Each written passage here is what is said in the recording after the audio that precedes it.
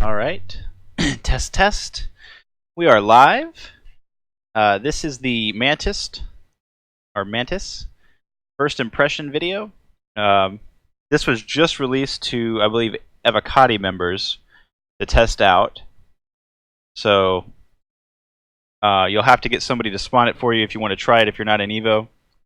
But I do have it here, and I'm going to give you a rundown of what I've been playing around with it.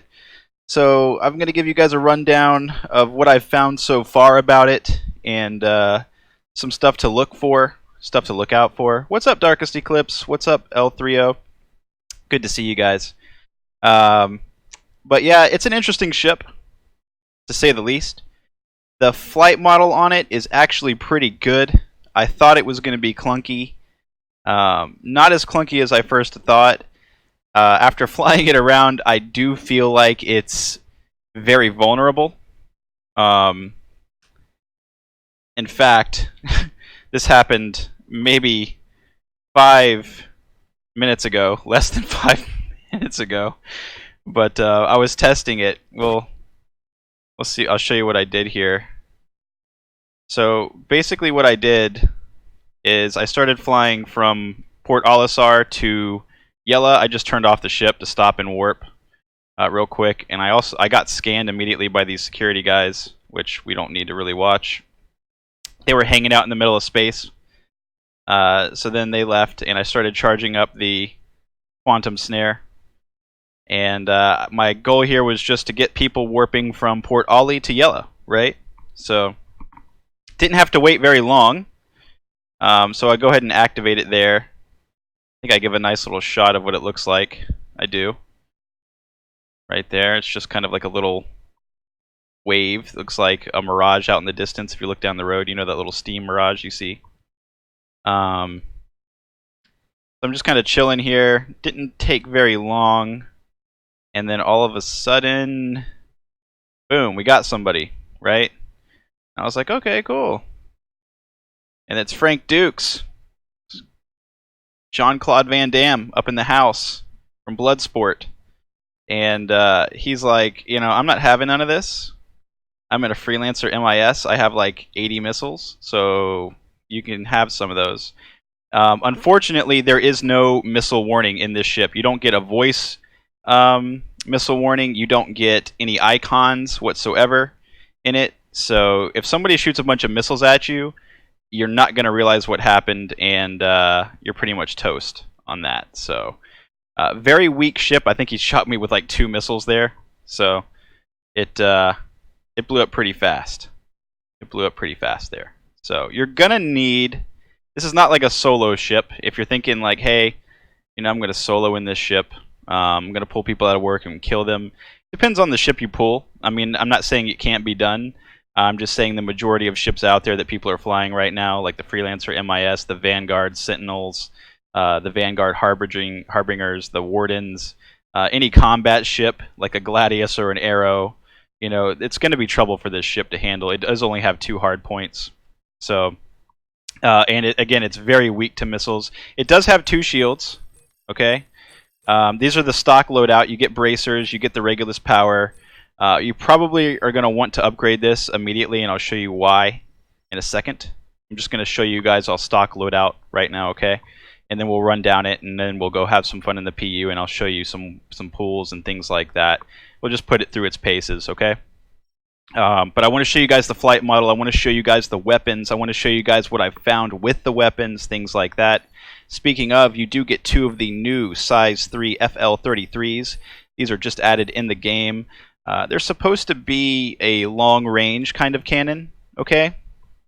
The problem I found with these, and lasers in general this patch, is that they are really stressing out the power of your ship, and they also cause a lot of heat. I don't know if this is something that you're going to watch out for. I like using lasers. I used to use them all the time in 3.4, especially laser cannons like these are. It's just, it's too much right now. The power draw and the heat caused by these lasers, it's way too much. And I'll show you that in a second. We'll go ahead and we'll load in and Now these are not stock missiles. I changed these. I think it comes with some Dominators and Tempest, maybe 2 Ignites and 2 Dominators, or 2 Tempest, 2 Dominators. I changed them to Rattlers because I wanted to test those. For those that don't know, these are very special. They kind of, one missile blooms into 5 or 6, and then they all converge on the target and cause massive damage. So the downside is they go very slow and they're very, very short range. These are probably the best missile that you could probably put on a ship, the Tempest. Just because they have a good lock range, they fly really quick, and they seem to, they're proximity based, or not proximity, I'm sorry, hit based. There's 2 types of missiles, proximity, and then there's actually hit based. The hit based seem to do better right now instead of the proximity, because the proximity will blow up a little bit away from the ship, cause a little bit less damage. The ones that actually hit the ship to explode seem to be doing really well, and causing a lot of damage. So with that said, we'll go ahead and drop into a. Well, first we'll drop into free flight because I'll show you some of this stuff.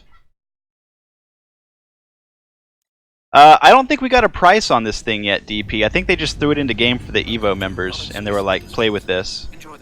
So this is the Mantis. Again, first look. You can look around the cockpit. The cockpit view is actually pretty good, as you can see. Sometimes you have a hard time viewing the screens against these white clouds. In game, it's really not that much of an issue because you're looking at like black sky like this. But against the Arena Commander clouds, you are going to have a little bit of issue seeing these panels. Not too big of a deal though, right? We'll just aim it up so you can actually see. This is the Quantum. You just turn it on just like you would an EMP. Okay. Both the guns are set to 1 click already, so you don't need to change that, just like an EMP ship would be. And then, of course, you have your new weapons. Now, I'll show you a little bit about those and the Quantum Warp here. The new weapons, and what I want you to watch here is, we'll go back to this tab, back to that tab right there. The thing to look out for is, I want you guys to watch the power usage on these weapons. It doesn't seem like that much right now, but when you have a lot going on, and this is the charge, by the way, you just hit G, or you hit your secondary, mine is G, for EMP, and Quantum Warp. Changed it long ago, but instead of right click, of course. So it's right click for you guys. This is it. It's just going to charge up. It's very slow to charge up, by the way. It's not like an EMP. It's probably like twice as long, maybe 2.5 times as long as charging an EMP. So you're going to need to watch out for that. It does cause massive amounts of power when it's charging, as you can see there. So and then, of course, if you use too many lasers, that happens. You don't even get to use this, guys. With the stock loadout, it is very, very hard to use your Quantum Snare, just because the power will overload this thing, and it just won't happen.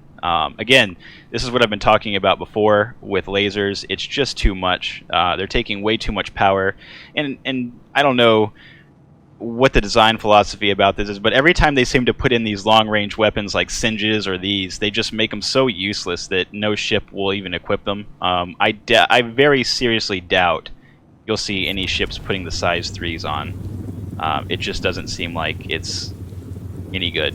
So you go ahead and hit it. You get this nice little effect right here. It's initiated. We'll go to this. Again, it's like a little smoky mirage effect. Like when you look down the street on a hot day, that's kind of what you see here. Now they tell me it's 20,000 kilometers around you when this is activated, but again, like one shot from this and it's off, guys. So one shot from the stock loadout and you're turning your quantum pool off. So a lot to be desired on these new weapons. A lot to be desired, to say the least. At least we can actually fly the ship with them on. Before, they were bugged and you couldn't roll or you couldn't pitch or yaw, depending on what ship you put them on. So at least they're actually functional and you can shoot them and fly the ship at the same time. I guess that's a plus. Good job. As far as the weapons themselves, they're okay in combat. Not too great, not too good. The heat and the power draw outweigh everything that's good about them anyways. So, mass drivers are better. I'll say that. Size 2 mass drivers are even better than the size 3s. I'm not going to use these. Not going to use these. On the Mantis so far, I have not tried attritions.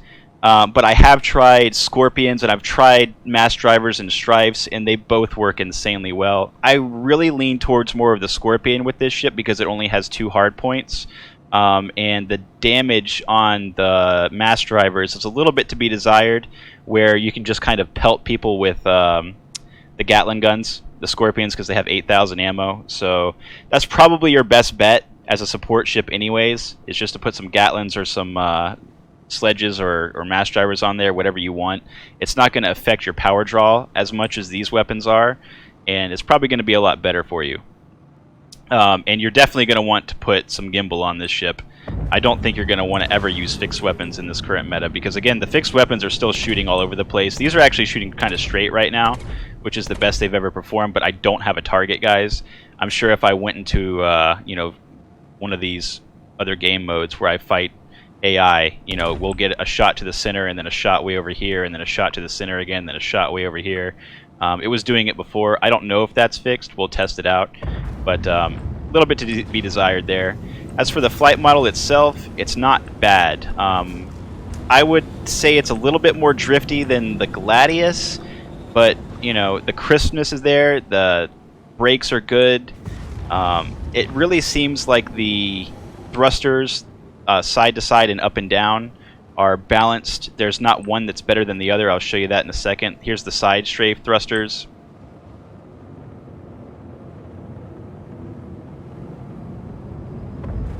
Overall, not too bad. And then I'll show you the drop. Oh, you know what I need to do for you guys? I need to turn on this. Hold on one second.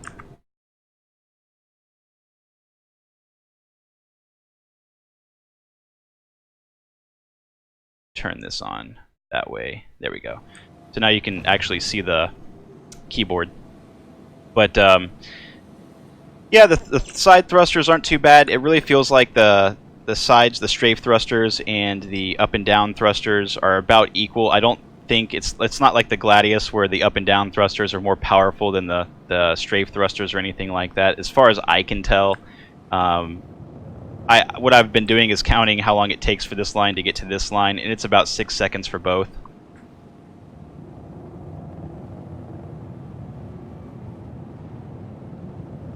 You know, about 6 seconds on that one, and then we'll do a strafe.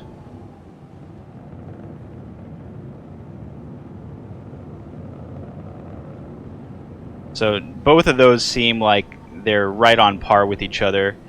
Overall, really good flight model. I can't complain about this ship's flight model one bit. It is one of the better flight models in the game right now, for sure. One thing we will show you is, you know, I do one of these tests where I speed up the ship just to see if it'll overheat.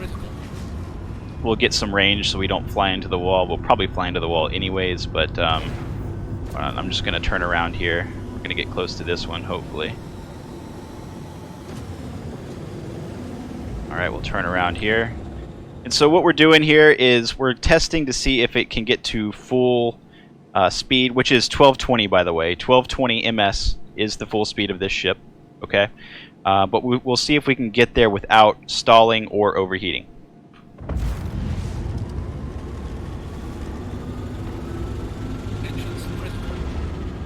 And we do get a stall. We get a stall every time, guys. You're going to get a stall around 922 to 980. You're going to get one stall, and then you're going to be able to go to full speed. Okay? That's just the way this ship works. It's not like a Gladius or a Saber where you can get away with this and not stall at all. So again, some ships you can do it, some ships you can't. Most of the ships in game will have at least one stall to them. Some have two. But this one does have that one stall around 900 ms. So you are going to have a stall in combat if you use your afterburner a lot and you're changing directions a lot, getting the shield shot and the regenning a lot. You got to be careful. Your engines will stall out on you, and you know, in this game, you stall out like that, you're pretty much dead. So the aesthetics are pretty good. I'll show you that when I hop into the PU, and I'll kind of walk around the ship. Everybody kind of ragged on it because I guess they showed a model of the ship, and it was pretty bad inside with no texture or something like that. But the ship is actually, I mean, I thought it was a little... I thought it was actually quite big when I saw it.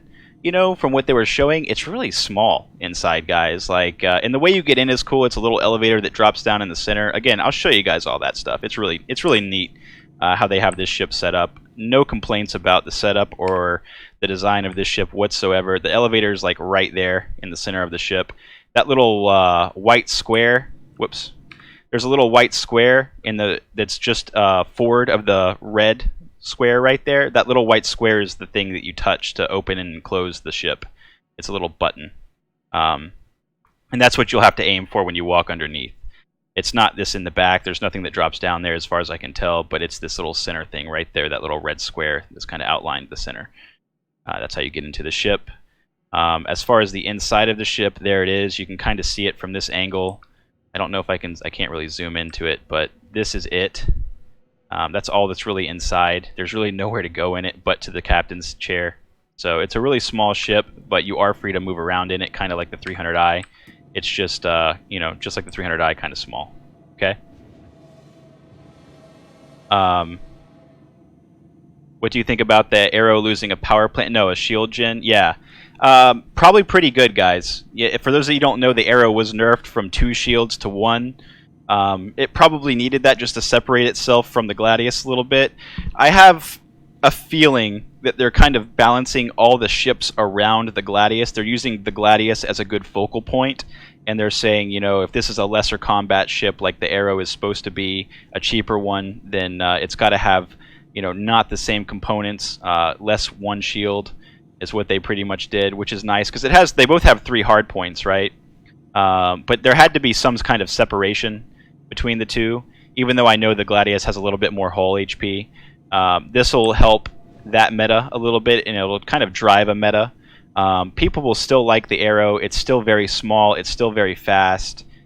It's a good ship overall, for the price point especially. Because if you think about it, you know, it's only $20 upgrade from like the not the Vanguard. I'm sorry, the Avenger Titan that people get.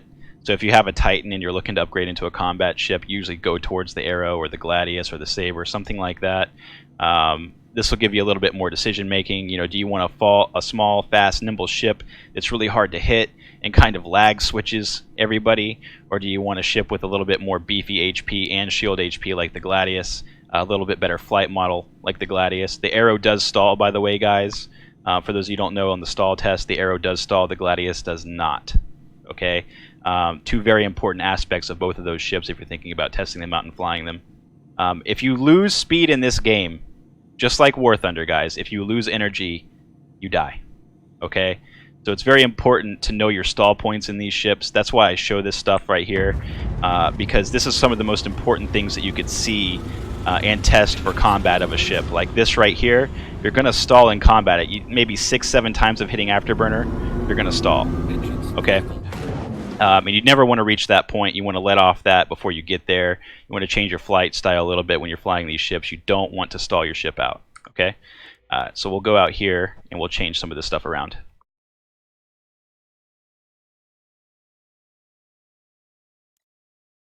I've never tried the decouple trick. We'll try that. Mango says the trick is just to decouple when you're fitting a stall. Fitna.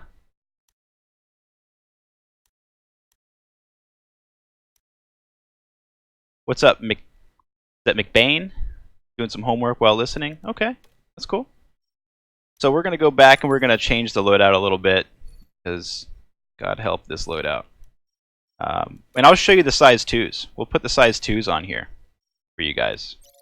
Well, I did go all the way to Art Corp just to buy all these weapons, guys, so that's what took me a long time here. I went and bought as much as I could in Art Corp and then flew all the way back. And there's a bug right now where if you get interdicted around like the 36 million mark when you leave Art Corp, which is 42 to Crusader, it resets you to 41. So, you know, about 6 times of that, then I finally made it through. Really fun bug. We'll go ahead and put, well, I want to show you with stock components the size 2s. I want to do, well, We should actually do Pirate Swarm. Just because they upgraded the shields. Alright, we have our victory banana. I have my victory banana with me, so we're fine. Enjoy the ride. System check. Fine. We're not going to overclock these just yet. I don't want to do it. I want to show you guys stock first, and then we'll go from there. But again, watch that power usage. All right, we're going to turn it on just like we would be flying. Okay.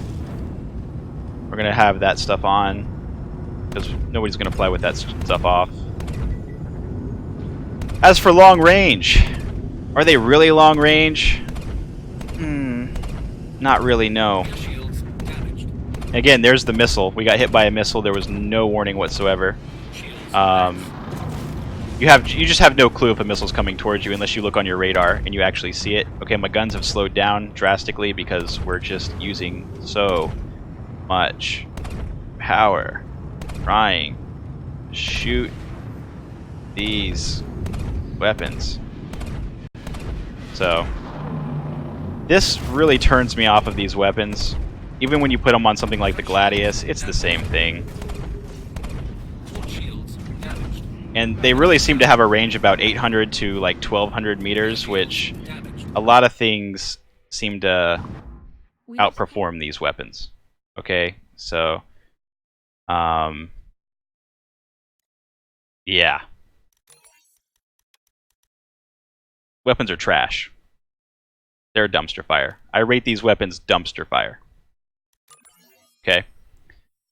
Some poor soul made these weapons, put in some values, and did all that work for nothing. So don't go to ArtCorp and just to buy these weapons, guys. Not good at all.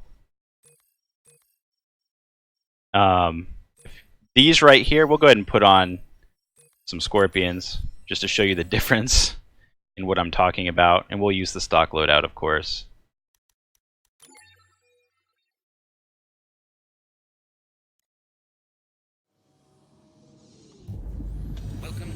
I mean, we'll go ahead and overheat these and everything.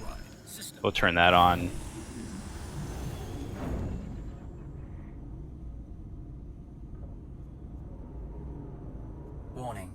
Oh, we have one of those weapons still on our ship. It didn't save. Go out of here. Yeah, new weapons, dumpster fire, guys. I mean, I asked him. I said to the dev himself, I said, what is the point of making new weapons when no one's going to use them? And you make them impossible to equip. I guess he thought I was being snarky because he didn't answer me, but here we are. I mean, it's a legitimate question, I feel like. Like, why spend all the time making this if it's just gonna suck? Do a little tweaking. I mean, laser cannons haven't been good in forever. Help us out here. Give us some variety. There's nothing wrong with variety, guys. I would love for there to be some variety in this game.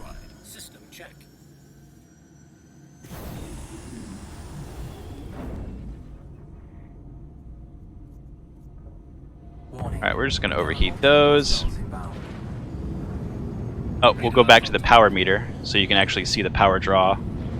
Again, this is the screen you really want to look at when you're looking at power. You just kind of want to see if it's going to turn red or exceed the power allotted to you, which Scorpions won't. Ballistics in general won't. They also pin shields, so you get the best of a lot of worlds. And these have the highest velocity of any size too. Here comes a missile. That's cool. But you'll see that I get hits right away, right out to like 1500 with these. There's really no worry about power. They still fire pretty good. It seems like having the quantum thing on, especially charging it, causes a lot of the issues. Like this right here. But overall, not too bad. And you can get away with some of this by changing the loadout of the bracers and the power, which I will do, and I'll put the other weapons back on just to show you that too. I'll give them a fair shake. I just wanted to kind of show you guys this first. And this is why I would recommend putting ballistics on it. Even in the stock loadout, ballistics are faring very well. Again, I can't tell when a missile's coming at me, so I just kind of fly around and let them shoot me with missiles. It's just not gonna... But you can see as I overheat and I use afterburner, the weapons slow down a little bit, right? That's because our power just goes insane. So what we'll do is, we'll go back, and we'll upgrade these power supplies and bracers so we can get a little bit more cooling and a little bit more power, right? And I'll put those other weapons back on as well. I'll put the F-22s back on. But first we're going to upgrade these. I did buy endos. I didn't fly to any of the rest stops. I just didn't want to, so I didn't get the best of the best. These are probably not the best coolers. Probably the newer ones, or the Zero Cools are the best. I think it's Ecolite and Zero Cool are rated the best. I'm not sure on that now. I have not seen the stats for the new 3.7, so I'm going off of what was 3.6.2. Okay. This is the best military power supply, but this is the best power supply in general. This is supposed to put off more heat. In 3.6.2 and 3.6, that really didn't translate to that. I don't know. This is supposed to put out the most power for the least amount of heat. I don't know. We can test both, really. But we're just going to put the most power on right now. See you later, DP. You really can't ever go wrong with the Starheart. On paper, they're supposed to give you more heat. I don't know if it really translates to that, guys. Again, this is something you'll have to play around with a lot between the Starheart and the Firewall Cascade, because again, this is supposed to give you the most power, and I think it's about a 20% less power reduction from this right here, but it also has a lot less heat built into it. So again, this is meant for like racing, this is meant for combat, this is military grade B, this is competition grade B, so I don't know which one is the best, really. But the Starheart has the most power output of any of them. I will say that. So that's why I'm just going to go ahead and try this one. And then we're going to put on the FL22 onto this guy. Whoops. Right here. Save you. Equip you. We'll save you. And we'll see if we can just fire these weapons anymore without trouble.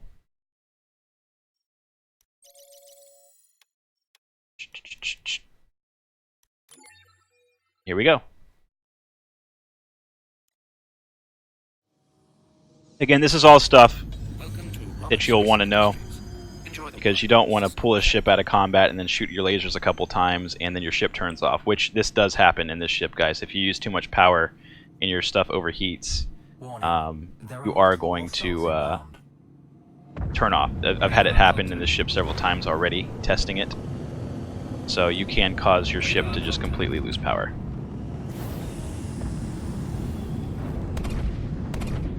And again, we'll just go ahead and shoot. Now the upgrade to power really helps out on this ship, as you can really see over there on the left, top left screen. Seems to help out quite a bit, really. But the problem comes when your shield or your ship start taking a little bit of hits and your shield starts regenning and stuff like that. It really puts these the power through its paces. So you're gonna have to watch out for that. You're gonna have to really watch out for this.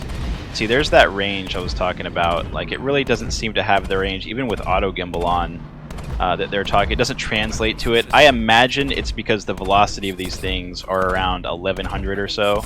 That's just kind of what they feel like. It feels like it's between 1000 and 1100, the velocity on these. For a long-range weapon, I really was hoping that they'd actually give these things some velocity. It doesn't appear that they really did. So, again, I don't know who's in charge of doing the weapons or what the thought process is, but for a long-range weapon, you're going to need some velocity behind it, and this just isn't getting the job done. Like, I would hope that these would hit out to 2K. They really don't. So my guy shot him with a missile there for us. So we'll go ahead and overheat these, since And the one cool thing about these is that you can hold down the trigger, unlike mass drivers and sledges where you got to keep clicking. You know, there's no like hold down and fire, so you can just kind of hold down and fire. This is the fire rate. It's got a pretty decent fire rate for, you know, laser cannons. And this is just me holding down the button. But again, you start charging your laser beam, and that's when stuff really starts to go wrong for you. I just don't think there's any way to have lasers on this ship, the stock lasers, and shoot at the same time when you're charging this. Like, it just doesn't seem to be a plausible thing, especially when your shields start regenerating and all that stuff in combat. It seems to drive this ship real crazy. You seem to lose a little bit of flight. Thank you, missile. See how the power is just going insane right now? Because our shields are trying to regen and all that stuff. It just shoots the power up to insane amounts, and you start losing control of the ship. And your snare discharges and all that other nonsense, of course. So this is why I would really go against it. Plus these, it doesn't even hit at high angular velocity. Like right now, if I had scorpions, I'd be hitting this guy all over. If I had mass drivers, they would be hitting. I'm just not impressed with these weapons. I'm also not impressed with the survivability of this ship. We'll just let it explode because very fragile. We lost contact with. Very fragile. Yeah, I'm live at this time. It's 9:30 a.m. in the morning here. We had the Mantis, so I figured, you know, hey, I'm going to stream right now. I'm going to stream it right now for you guys because I just kind of logged in after the patch last night and I was putting around buying weapons, and I opened up the screen and I was like, hey, I got a Mantis. That's fun.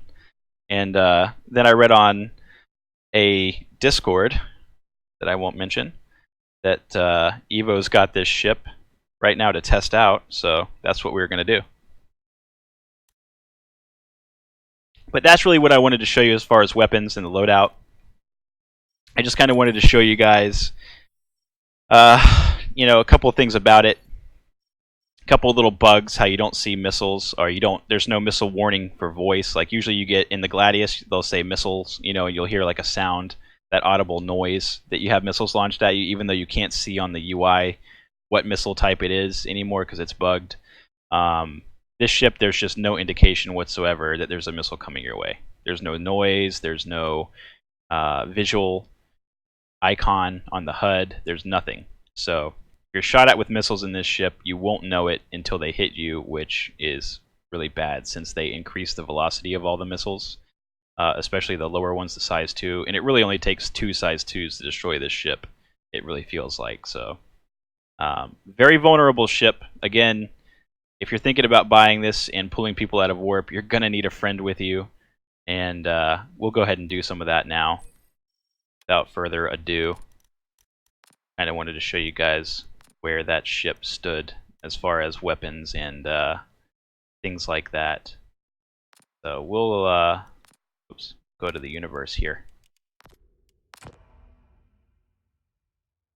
Do I know the download size for 3.7? I don't.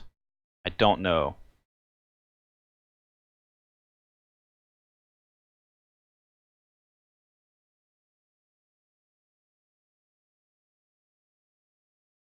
Yeah, I went to bed early last night at like 11. I fell asleep, and I woke up at like 3:30 a.m. and I couldn't sleep anymore, and I was like, man, I want to play some Star Citizen, so I got on. And that's when I found out I had a Mantis. So that's why I'm bringing it to you live.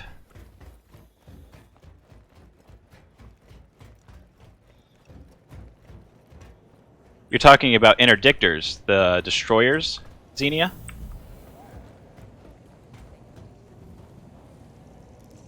And Eve?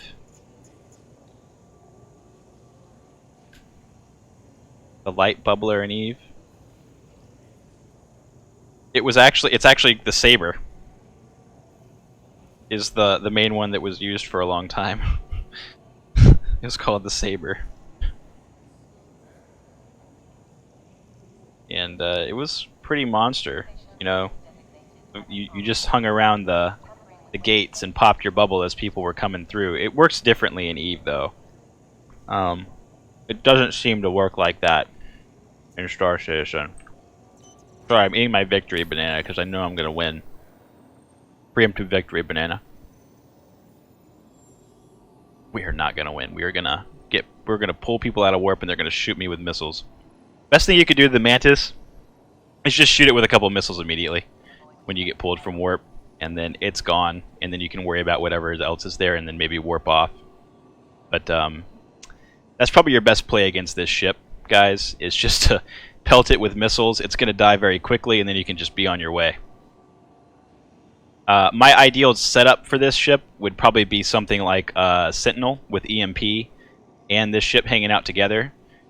With that big attrition and the EMP on the Sentinel, you're pretty much capable of taking out the larger ships because the EMP actually works. On fighters, the EMP is not going to work, but you have so much firepower between the two of you that you know, even if they do shoot a bunch of missiles at the Mantis and kill it, the Sentinel can take it out at least, because it also has, you know, 16 missiles or whatever, so you can play that game with them.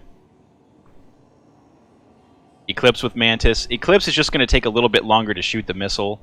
It's probably not going to be your best bet. It's going to be your fun bet for sure. But that missile lock time, or the torpedo lock time, is really going to slow things down. And while you're locking torpedoes, your Mantis is probably going to get destroyed, or you're probably going to get destroyed because they're both fragile. The Eclipse is slow. Retaliator probably fare a little bit better because it's a little bit more tankier. But again, still the lock time is so long that you have like, what, 12 to 18 seconds of lock time. And during that time, your Mantis friend is probably going to be screaming at you for help. If he's being attacked, that is, right? So we'll go ahead and change these because we know we need to.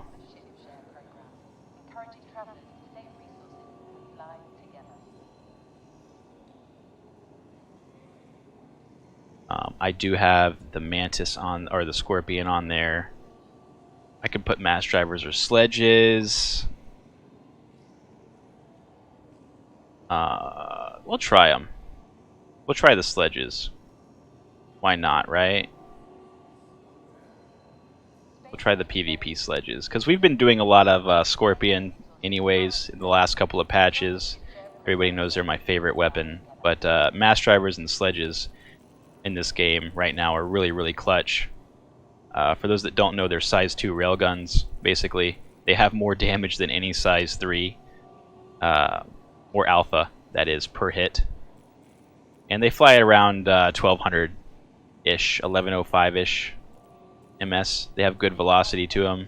You can kick them out pretty decent far, and they pen shields, so nothing wrong with them. I really wish we have some ignites. We're going to change these to Tempest, just because I like these better. The Tempest, the proximity ones, are not. This is proximity missile. No, we don't want that. We want strike missiles, so we want Dominators. So these will actually hit the ship and explode instead of having proximity base. Please save. Let's see if it saves. It's kind of an annoying bug where you don't get to visually see if it's saved or not.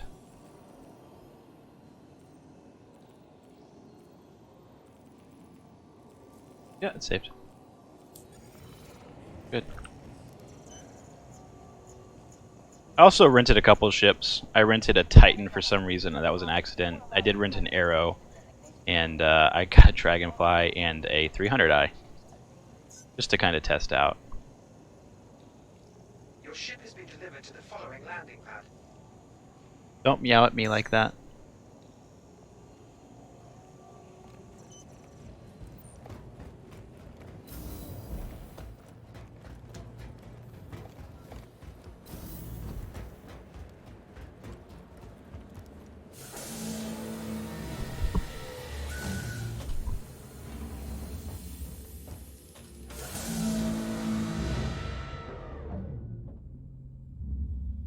Okay, Mantis, Warlock, Raven, Hawk with Sentinel. And that's enough time for the Eclipse. That is enough time for the Eclipse. Tenfold. I mean, if you're rolling with a squad that deep, you don't even need the Mantis. Just go somewhere and kill everything.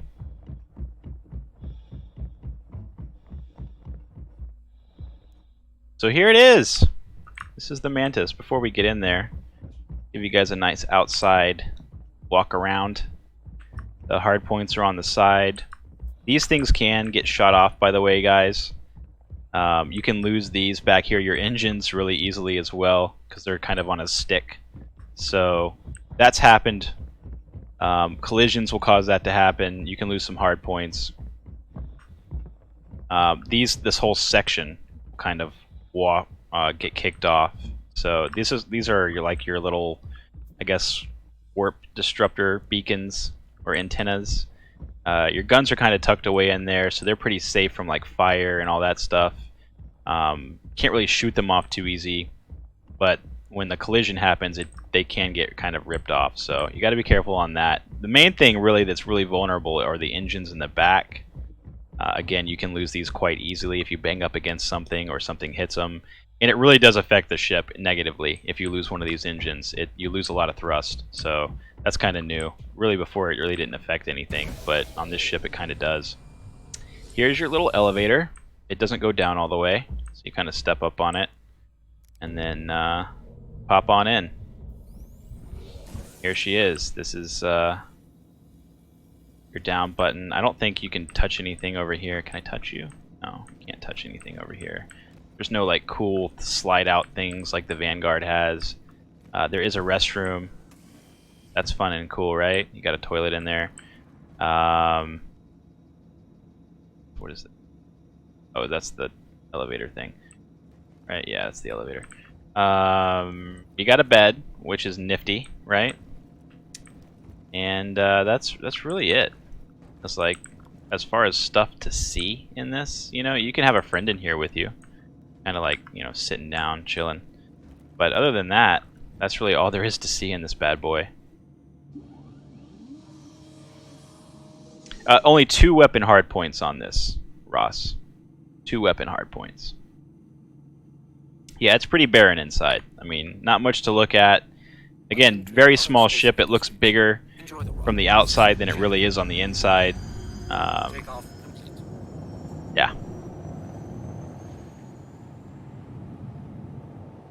Thank you, and please visit again. Did I change the ship? Did I change? Yeah, I did. Okay, I was just checking to see if I didn't remember changing the power. Didn't make sure I did that. All right.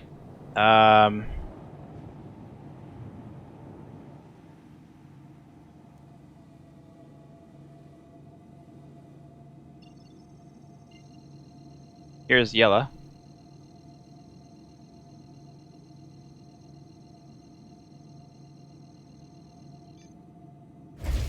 Bottom drive is now up. Landing gear raised.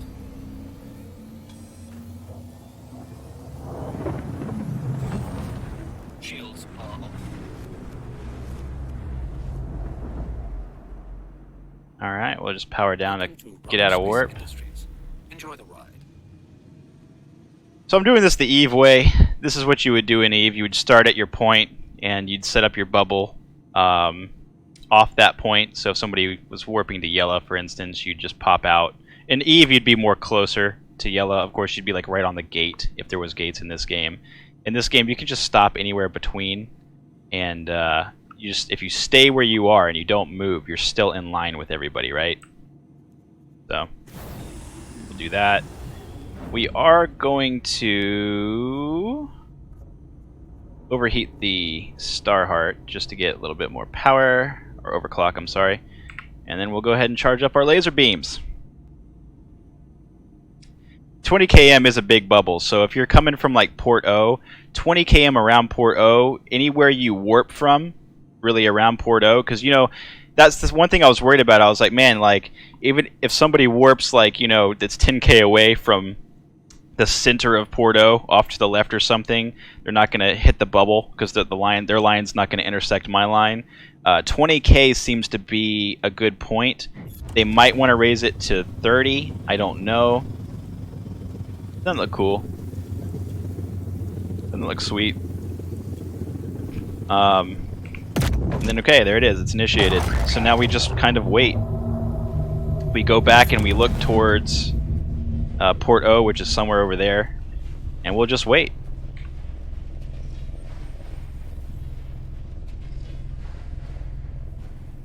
And if somebody warps from Port O to Yella, we'll pull them out. You will respect our authority. What do we got? We got some Nine Tails over there for some reason. Got some Crusader. Radar contact.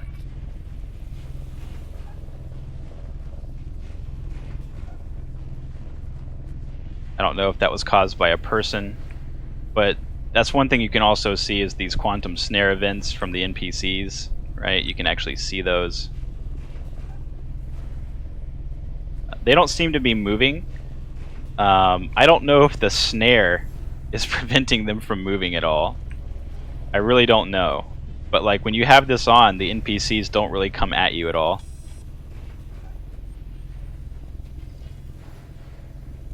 They'll just kill each other, I suppose. They'll probably pull somebody out before I will, though, because they're in our way. They're between us and Porto. I probably should have went to Daymar from Porto. Probably a lot more people going to Daymar than Grimhex.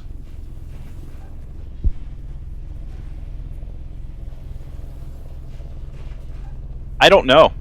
I haven't had anybody do it to me where I could test the snare. So I don't. But the pull definitely works. I don't know about the snare though.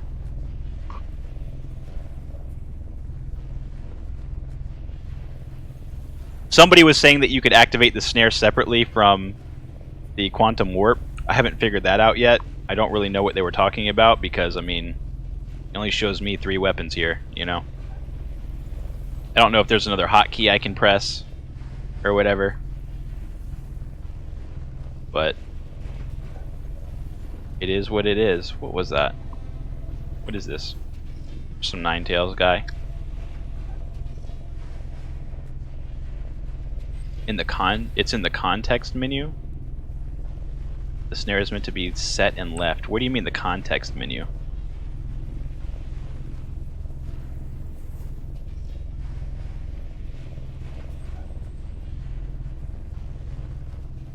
Oh, okay. It's over here.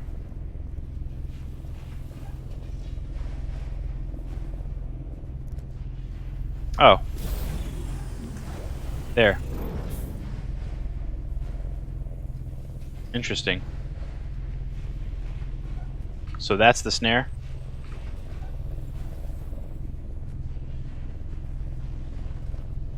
The QED?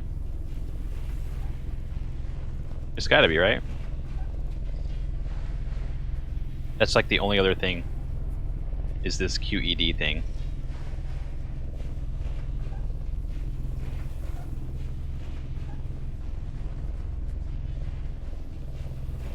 They all stopped moving as soon as I turned it on.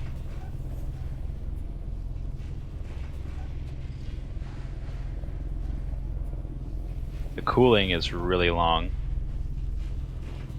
We're definitely not pulling anybody out of warp right now.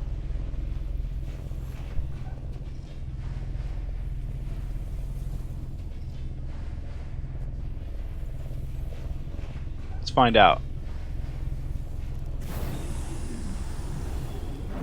See if they can move now. No. They're just bugged. Just not having fun. Is there any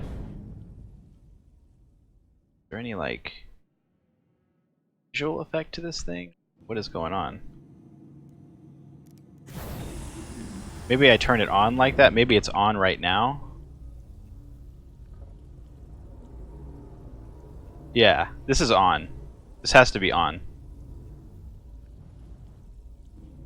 And this is off. Yeah, okay, that makes sense.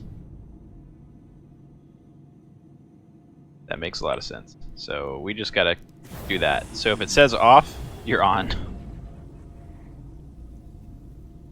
And there you go. Now we're snaring people. Something like that.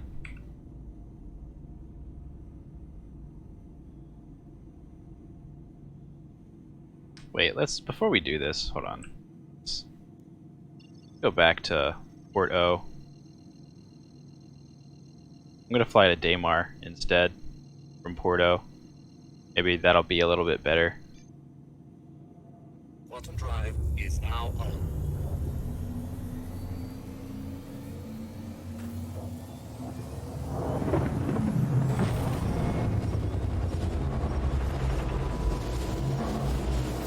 Emergency stop. Radar contact.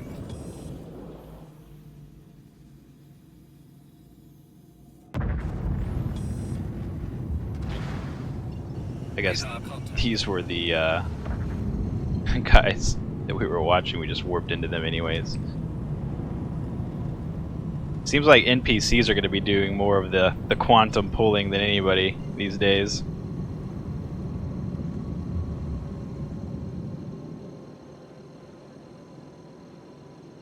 Hurston or ArtCorp, you can buy the same thing at ArtCorp. Is now on.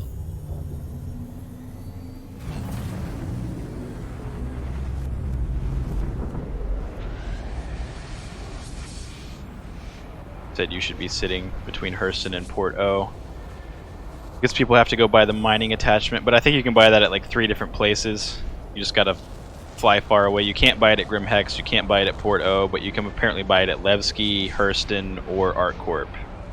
And the mining attachment. So you gotta go to one of those 3 places to get it.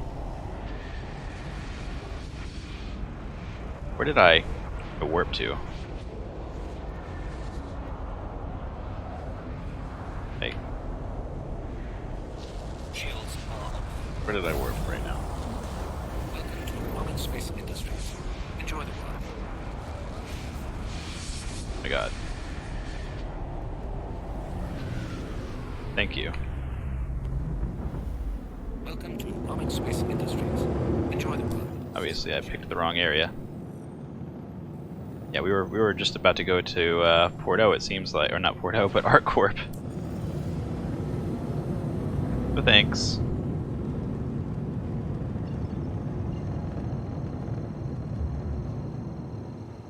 Oh, thank you.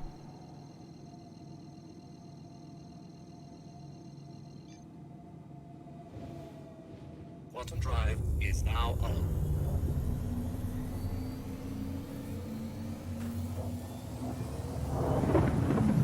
Yeah, you can warp to party members. So a Mantis, you know, he sets up, and then everybody will warp to the Mantis. It's very easy to do. It's very easy to warp to a party member. So that's not an issue. You can actually, you know, do what you want in this ship. The Mantis just has to go set up. Everybody warps to him, and then you're good to go.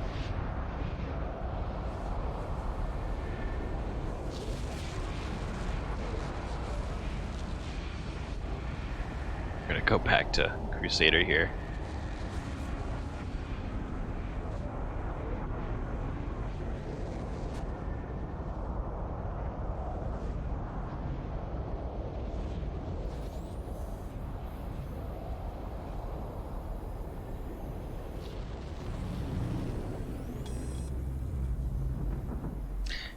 You need skill, says the thing is you have a low chance of a snare if you sit between the 2 points. If a person flies even 500 meters away from the point you initially started the jump, will be outside the 20k bubble on the trip just by mathematics over those millions of kms. You're right. I would not, you know, fly that far. You know, this is something where if you're going to set it up between like Porto and ArtCorp, you're going to want to turn it off very early. You're going to only want to warp, you know, less than 1,000,000 kilometers, and then do it that way. Otherwise, you know, what you're saying is probably true. You know, you're gonna miss if you go all the way there. So what he's basically saying is, you know, if somebody's even 500 meters away when they start, you know, they're gonna fly to it, and they're not gonna be on your line. Like, you're just gonna miss you if you're way out here between.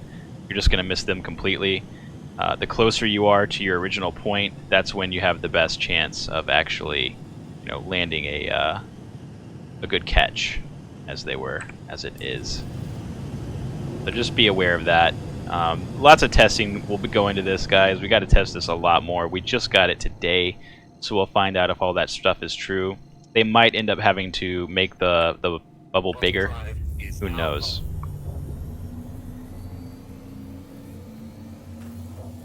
And if you do it near destinations, the line might merge. It just depends on how far you want to go, and if that's actually true or not. Because for all we know, there could be just one kind of warp lane in between. Even if you start over there, to the left of me and to the right of me, for all we know, it's just one warp lane. We don't know that. So I don't know how warping in this game works, and if it's actually like that. Do you get your own line, or does it put you in the middle of a line that exists, already? I don't know.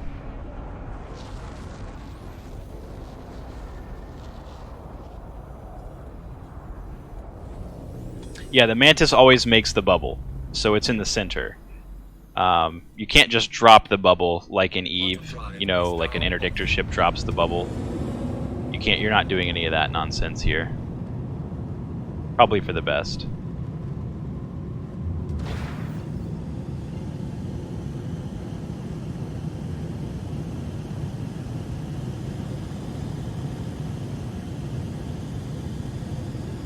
Radar contact. Quantum drive is now. Gosh, I tell ya. Ninetales is out in full force. If you're trying to warp around Crusader, Ninetales will get you like 20 times.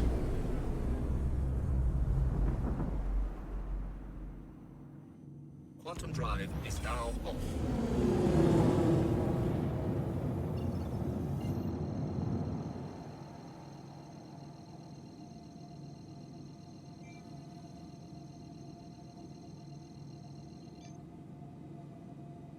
Quantum drive is now on.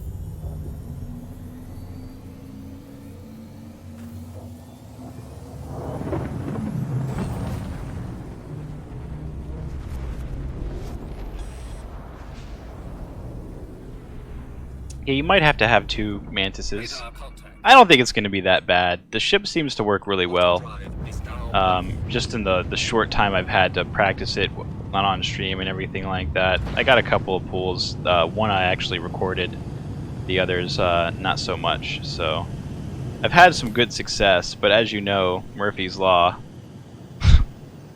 Now we'll probably get 0 pulls. Who knows? What I want to do is fly kind of over to Port O before we warp there. I want to get like in the middle of Port O and warp from that. So dampener is deactivated because I'm in a green zone, so that is the way it works. Yeah, that's the way it works for sure.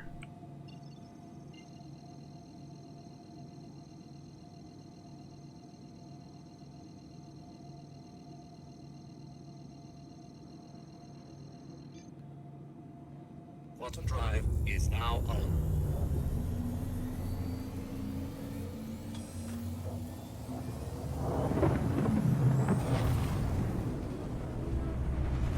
Weapons system is off. Stop. I guess I stopped before it. That'll work good. Enjoy the ride. System check. Okay, we'll let everything charge up for a second. Then we will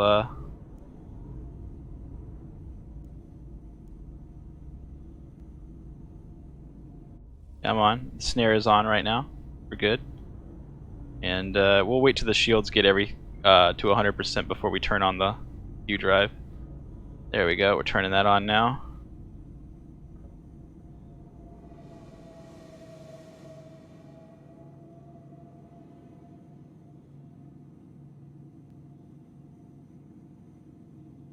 What's up, Lang? Good to see you, buddy.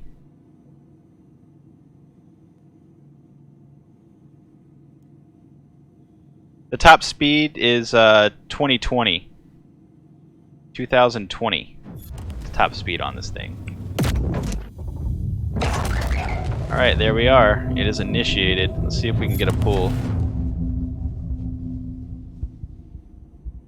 Does the snare turn off at this point? No, okay. I thought it said deactivated. So. Now we wait! Now there's just nothing to do but sit around. Good stuff. We'll just drink tea and wait.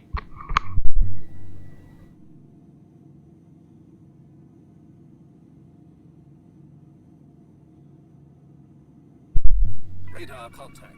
Oh, there we go. Oh, that's Ninetales. Great. Radar contact. More Ninetales.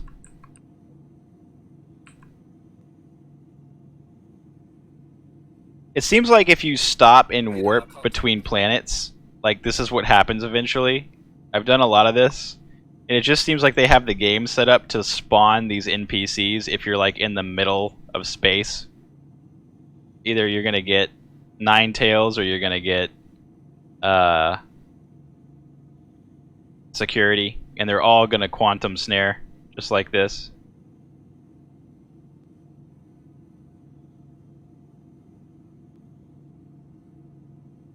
I don't think I've got up to 2020, or maybe 13 is. I don't think I've got up to that. We'll test that in a second. You need skill. We'll go ahead and try to get up to 13. Maybe it stalled again at 2020, because on the in Arena Commander I could only get up to 2020 before, of course, I slammed into the wall. So that's probably why I think it's only 2020.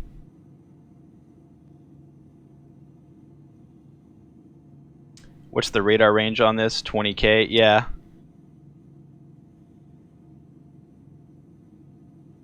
All we got to do now is just kind of wait for somebody to run in this.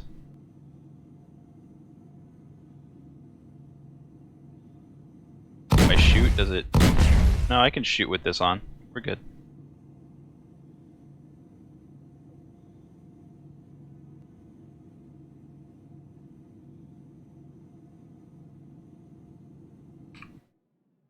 We're looking kind of cool.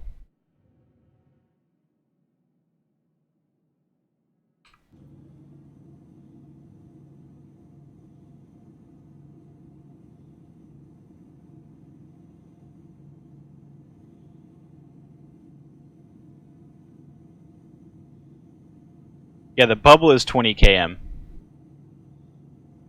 Just to, I'll read you guys the exact spiel. It says, from the pilot seat of the Mantis, players can activate dampening field via interaction labeled QED. This will prevent ships within a 20 km bubble from activating their quantum drive.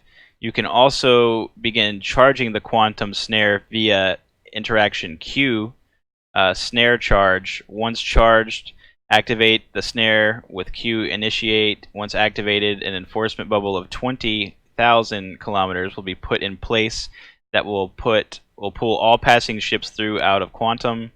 When a ship is snared, the location of the snare will be shown to the pilot and all players in their party. Note this note this is the location of the snare, not the ship itself, which can move away from that position. Oh, so it is. So I can move away from this. Whenever I drop the snare, I can kind of move away from it. That's cool. Charging and maintaining the snare costs significant power and cooling resources.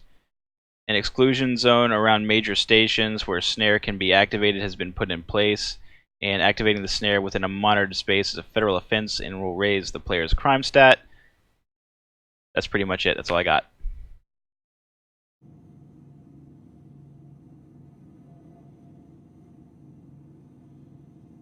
Yeah, the snare marker shows where the enemy was snared.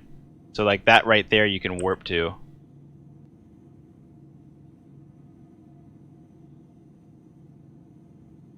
I wish it was kind of like Eve, where if they entered the bubble, it pulled them to a certain point in the bubble. Like in Eve, for instance, let's say I was warping from like an asteroid to a gate, if I put the bubble behind the gate, where the gate was in between the bubble and you, right? It would still pull you. Instead of you landing on the gate, it would pull you behind the gate into the bubble, right? Which is a really cool, fun mechanic. They call them drag bubbles. So if it worked like that, it would be really nifty if it kind of dragged you into the bubble, into the center, as it were, instead of just... Because it seems to pop you on the edge right now. I don't know.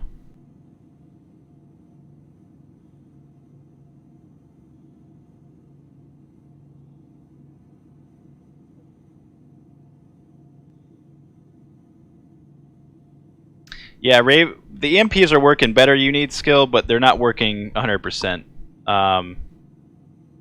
That's the problem with Ravens and Warlocks and Hawks, Sentinel, is that, you know, experiences may vary on the EMP these days, which is unfortunate. Do I need to move again? Like, jeez.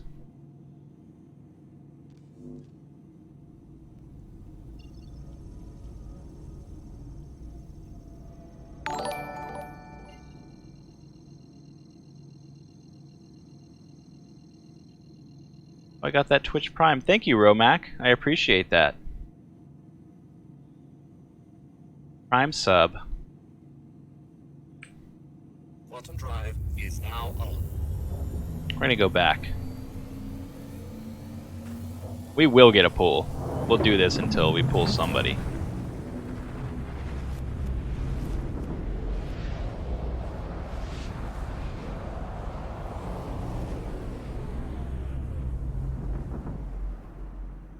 Maybe this server is kinda right now. Guess we can always ask if somebody could warp. What we got going on over here? Some Ninetales action.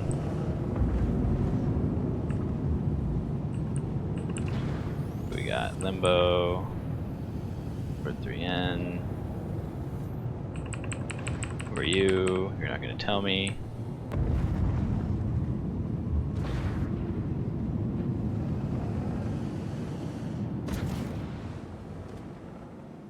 Seem like...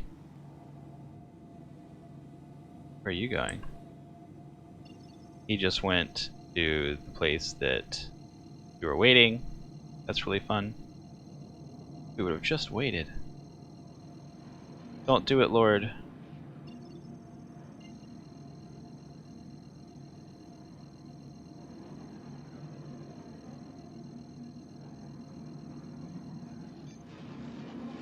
Quantum drive is now on. He's in a Freelancer MIS. He's just gonna shoot me with missiles. What's happening?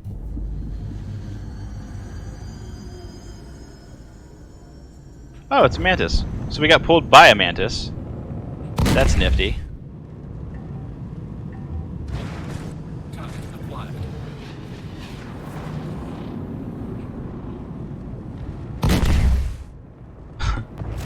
Better shoot him with the missiles, I guess.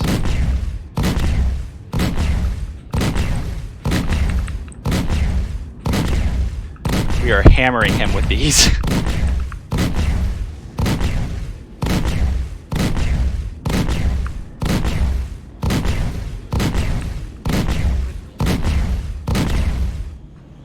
Don't run!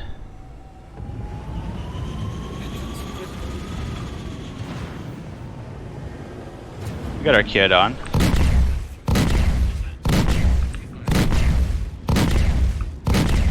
Just gonna spam click those.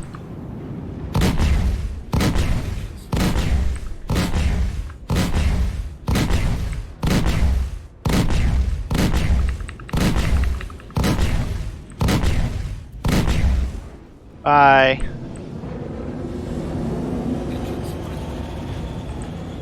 Alright, that'll work. Now let's go back.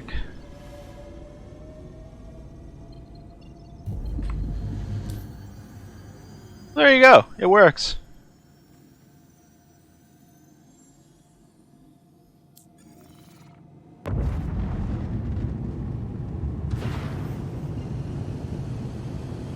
Well, I had Qued on, or whatever this thing is, so he shouldn't have been able to warp.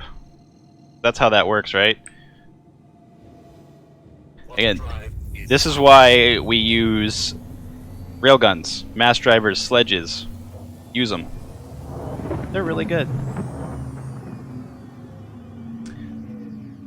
Quantum drive is now off.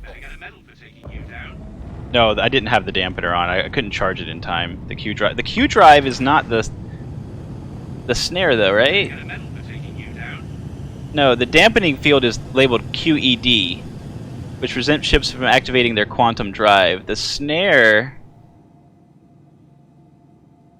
the interaction Q snare charge. Oh, okay. So there's another interaction. Sorry, Kitty. Hold on. You're in the way. Let's see if I can find this. Do not do it. We got Qued.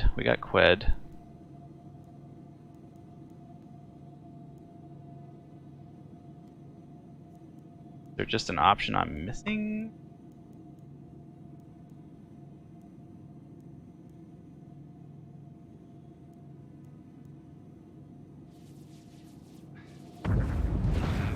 So there is no snare.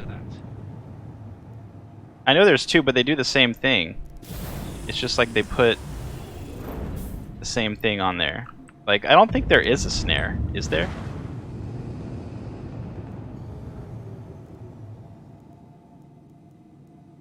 Then where is it?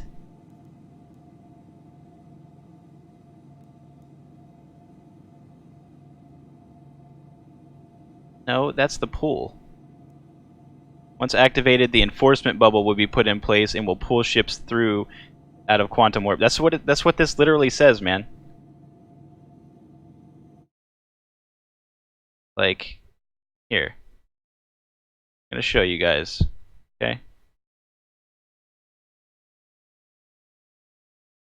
Gotta log into this. I gotta get my token from Authy. Hold on.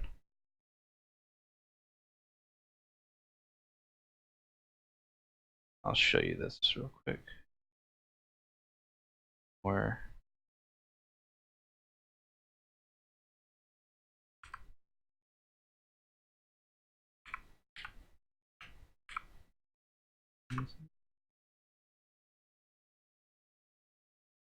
Where's chat room, kind of. There. Go to that image, and you'll see what it says. Right? Am I missing something? I don't know. I'll put it up on screen for you guys. Hold on. So, I mean, this is what it says right here.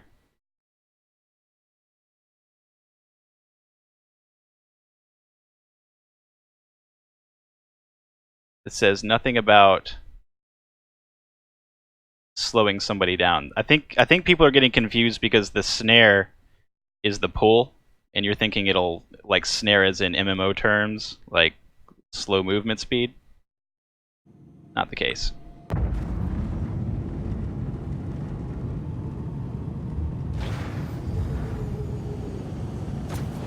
Right. I am reading. I have that on. That's on. Look, guys, it's on. Hey, look. This is off. It literally closes it. This is on. It's been on the whole time. There it is.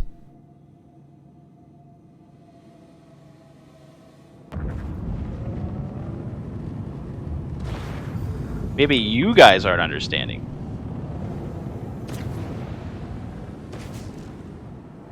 But it was on the entire time.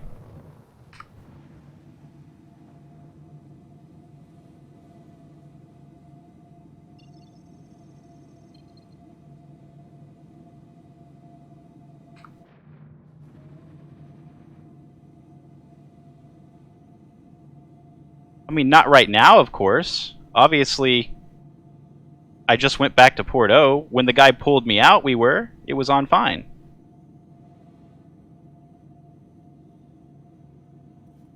You guys are killing me.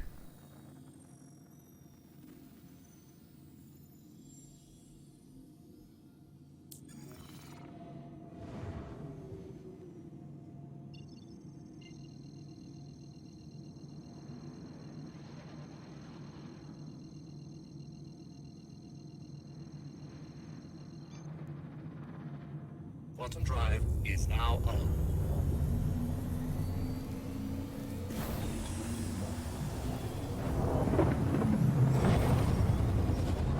Maybe I misunderstood what you guys were talking about.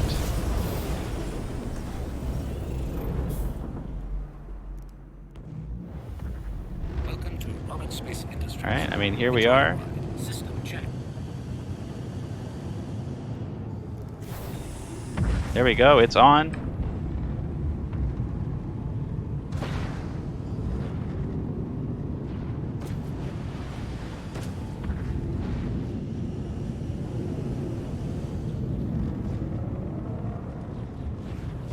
Right, I get that. I get that the button is the dampener.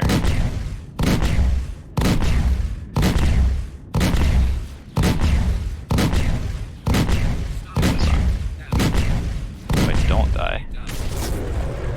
Alright. Shields max.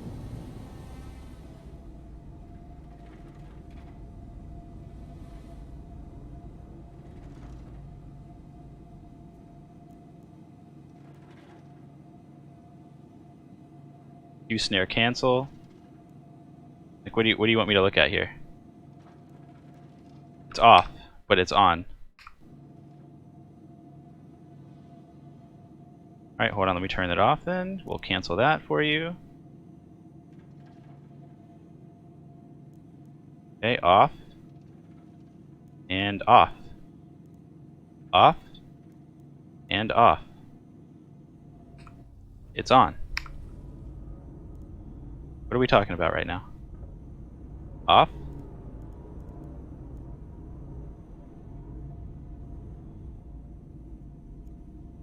Okay, there it is. It's Q dampener activate, Q snare charge.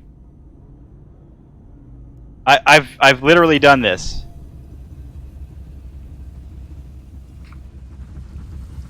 Okay, now we're on.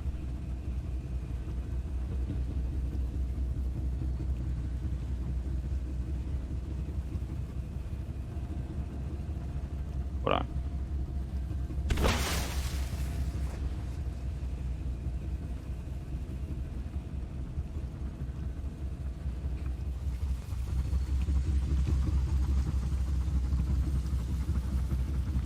Why wouldn't it be on a hotkey though? Like this is ridiculous.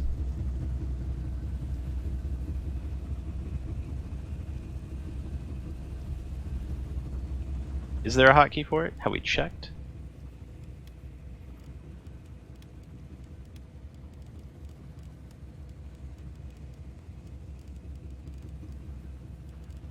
No.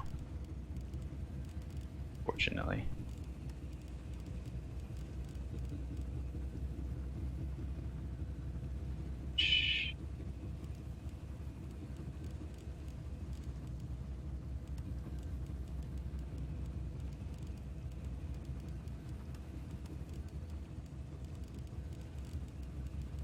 No.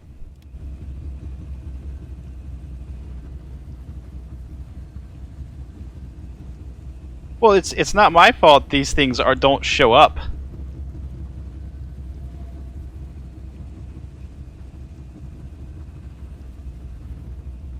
What, you can't have this activated without this? I see. I mean, I don't care about that. Gotta pull somebody first.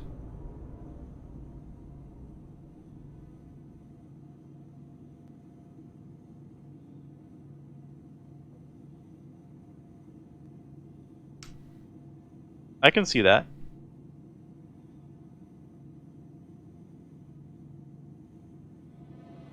What is this guy doing? Just chilling in his hawk.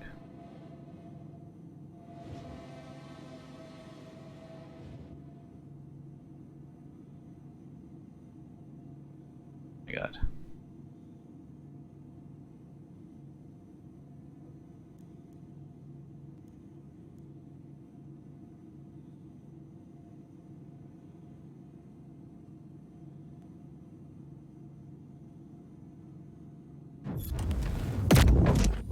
There we go.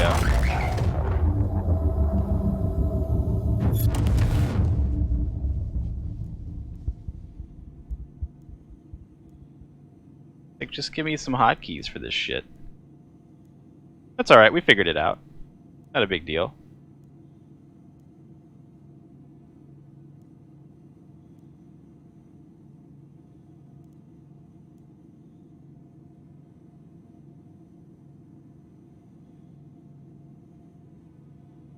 So maybe it is worth having two.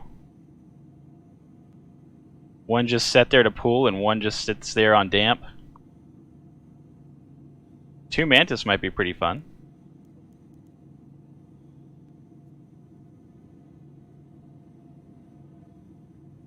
How far away can you get? It's all 20k. Both of them say 20,000.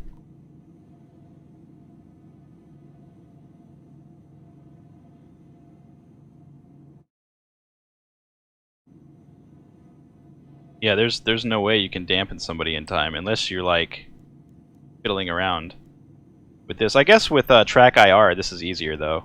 You know, you can do this action pretty easy with track IR. I imagine. You can fiddle with these, but I don't know. In combat, you're not really going to want to hit F and look down.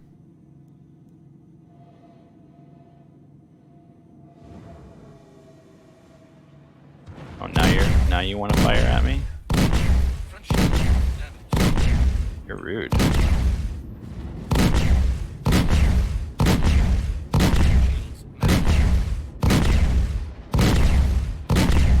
Come back.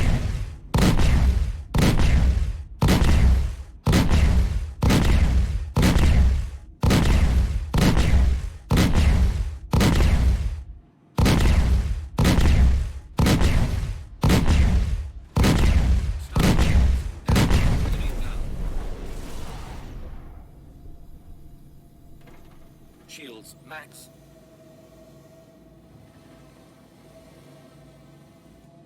Hydrogen fuel is at 50%. They did say it was going to cost a lot of fuel, right? This?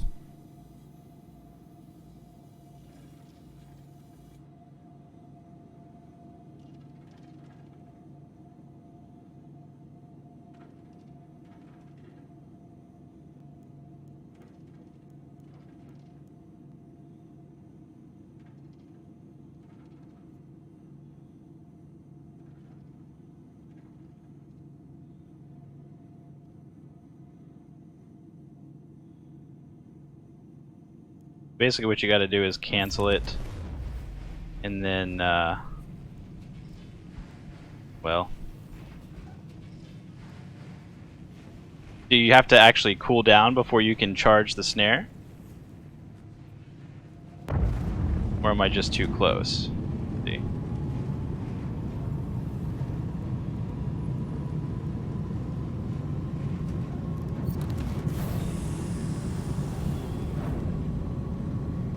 Yeah. I don't know if you're getting a snare. I don't know if you're getting a snare off. If you have to let this cool. Wait, didn't I just shut off the ship and turn it back on and it worked? Hold on, let's see if that works. Weapons system is on. Hold on. No, it's still there. Welcome to Flopping Space Industries. Enjoy the ride. It was a thought. Let's try it. Let's turn it. It is off right now. Everything's off.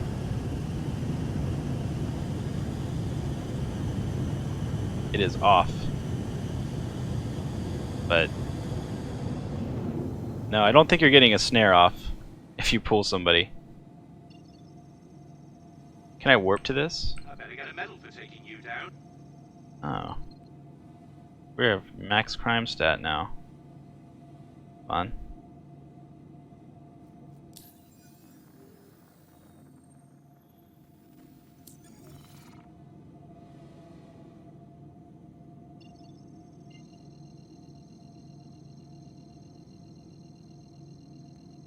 I mean dampen, yeah, you're right. Sorry. I don't think you're getting a dampen off. You have a snare on or activated or recently activated it.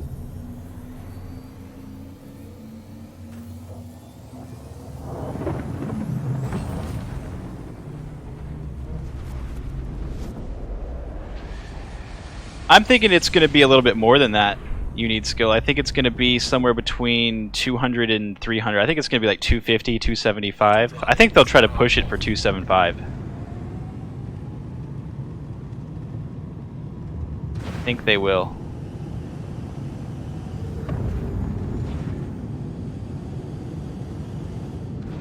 It's not a bad flying ship.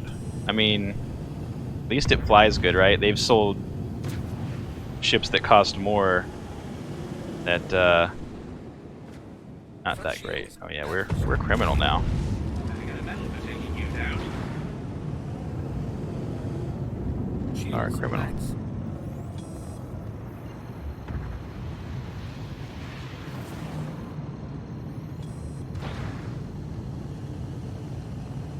Quantum drive is now on.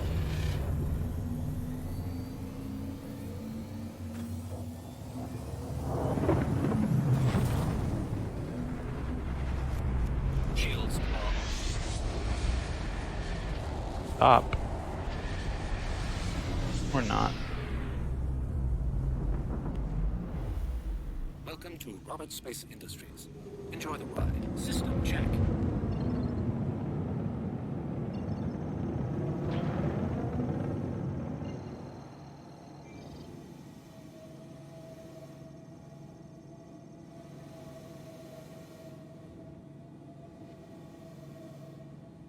I mean, I guess you could just sit here though, right?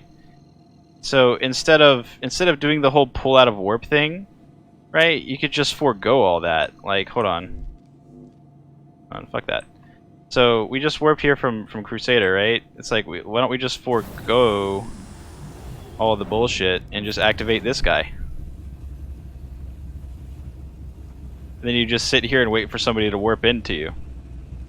Like, who cares about pulling people out of warp? Just sit on a point. Yeah. And then turn this on. Probably the best way to use this. That way you can just forego all the nonsense.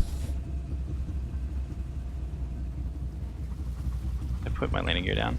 Accident. Did.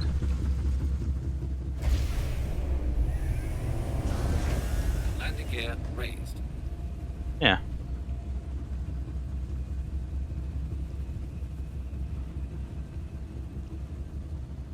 I got my Warlock for 65 on that trade site, LTI. Wasn't bad.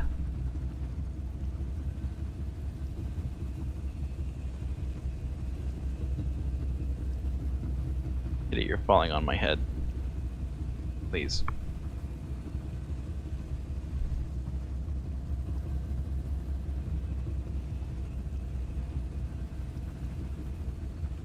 You know what we should warp to while doing this? Can you warp with this active? Let's check that.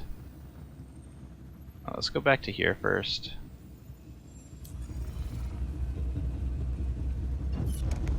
No, okay.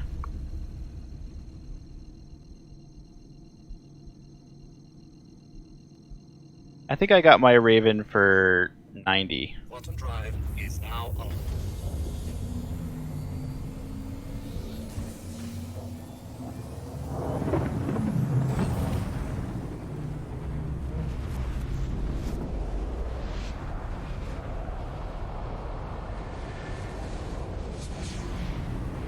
Radar contact.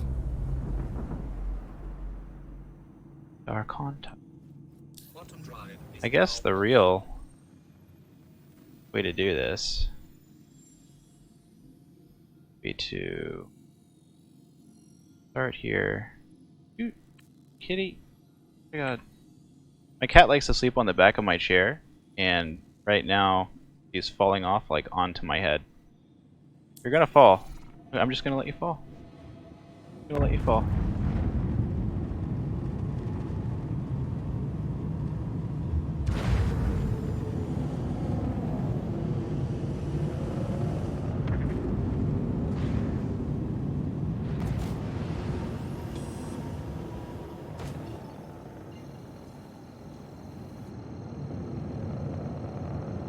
Yeah, I think it's gonna be around 200. I think on the higher end of 200, to be honest. Drive is now It'd be great if it wasn't. If it's only 200, that'd be just great.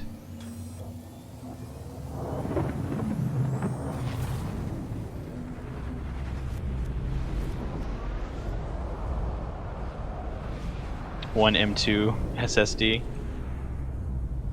I mean, yeah. Quantum drive is now off.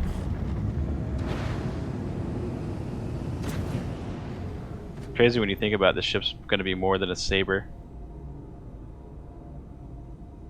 Go ahead and activate that dampener now.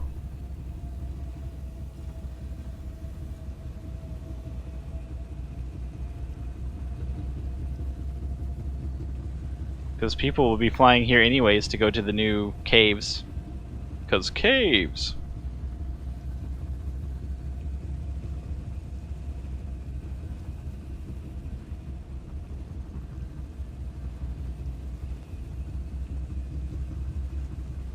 You got 2 hard points on this vortex. It comes with the size 3 FL33, which is the new laser. FL33 comes with 2 of those. Fixed. Here we go. Right? That's somebody? No. That is not somebody. Did it turn off the... I can't scan with it on? Can't scan with it on?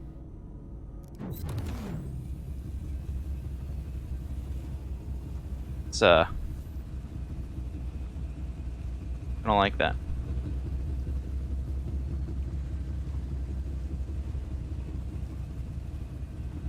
Like, it seems like if you do anything, you turn this off.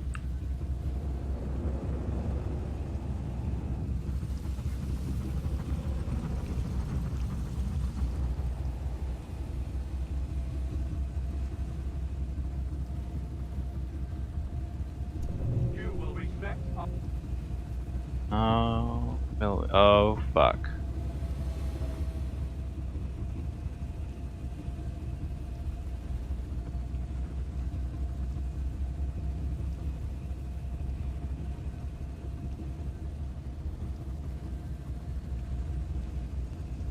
under the authority granted to me, you are under arrest.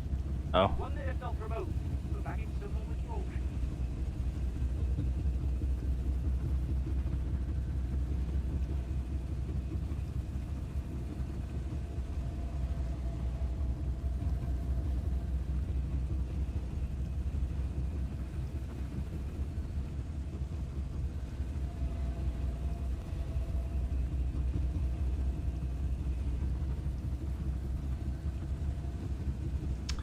Ah, yes, the hammerhead.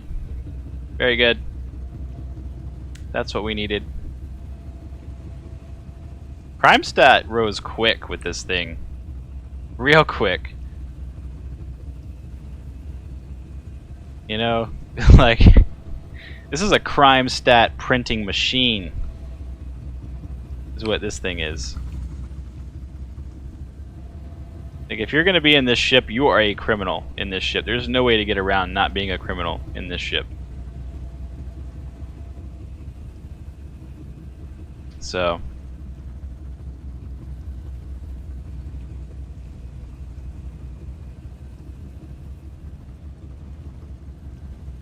have fun.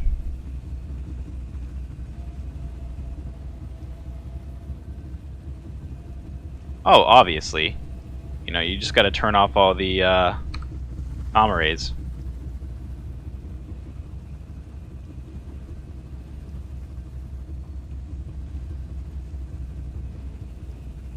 You should probably turn off some comm arrays, Vortex, and then fire it. Once you turn off one of the comm arrays, like the one near Yella right now, or the Daymar one, we turn that off, probably. Be free to do it.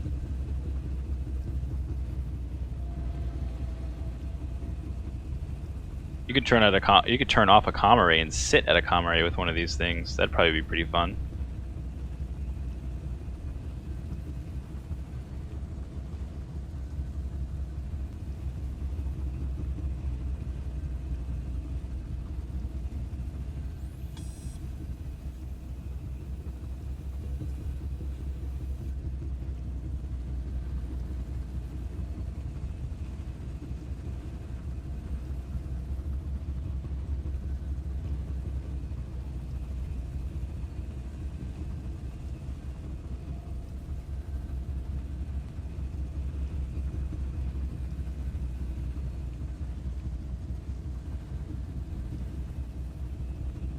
Didn't it just give me crime stat for using the dampener? Or flash when I used it? Maybe because the other guy was near it.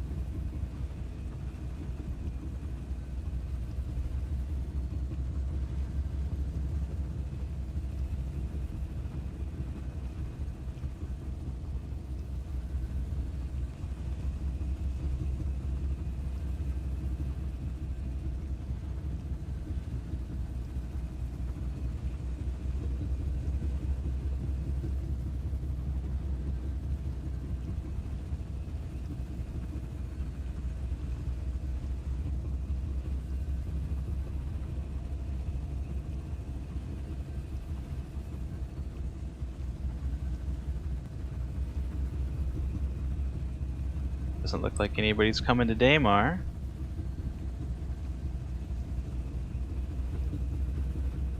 Oh, let's see what it says right here, actually.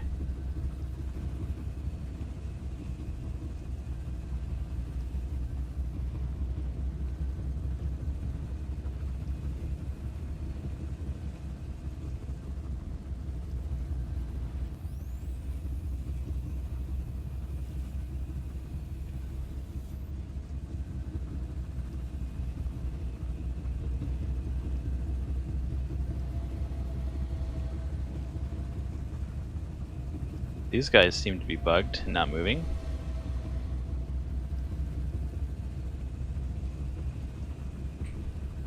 We'll accept you, Mango.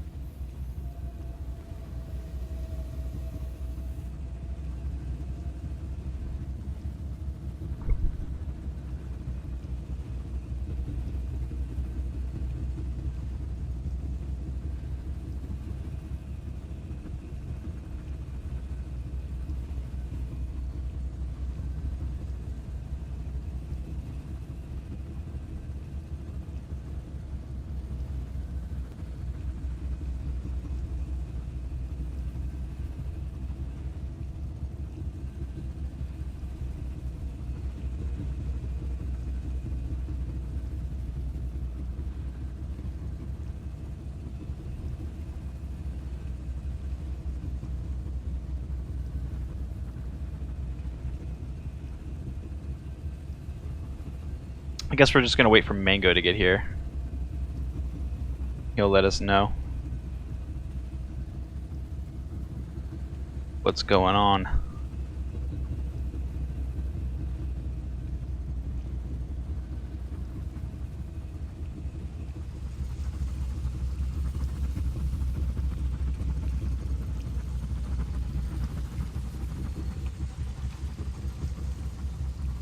I like it. I like the effect.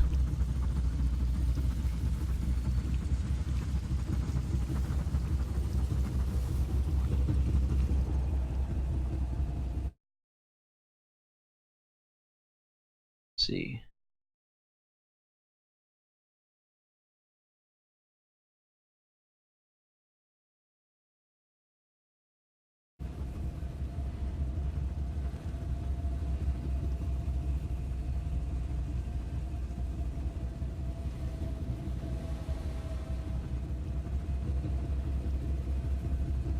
Really? See where Mango is.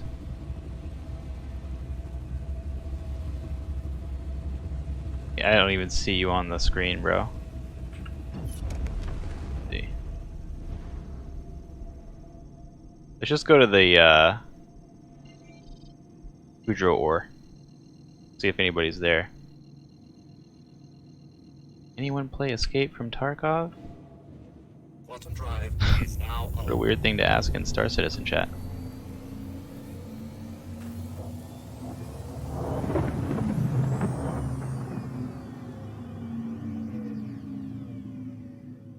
What's up, Echelon?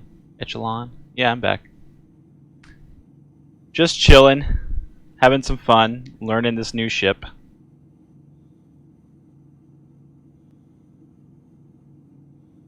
Quantum drive is now off. Look. So how hard would it be to fly with this thing on? Just can't do it. Does it not work on planets? Hydrogen fuel is at 25%. There we go.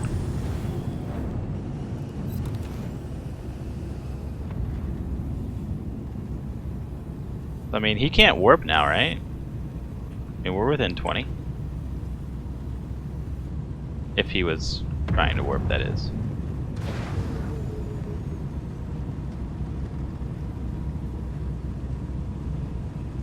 Man, this thing gargles fuel. Look at that. Jesus.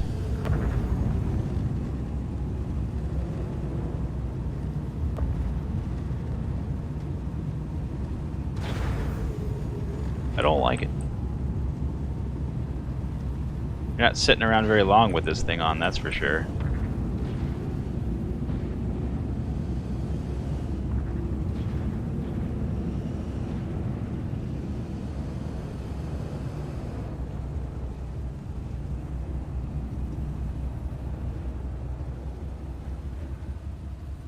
Can you warp, Mango?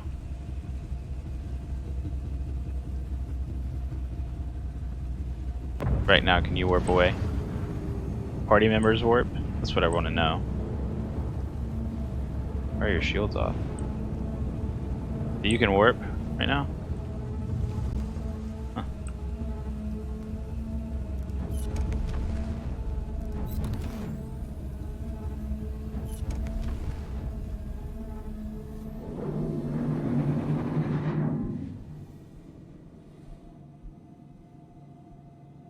That's true. It is true.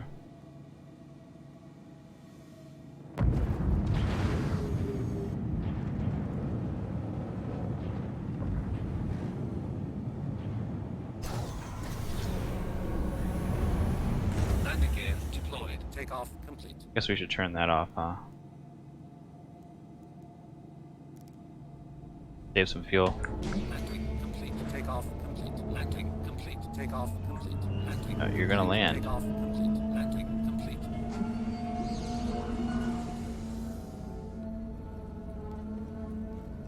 No, your EMP did not work on me. Because EMPs are bugged on size shield 1s, or shield size 1s, whatever they are. We know this. Still size 1 shield.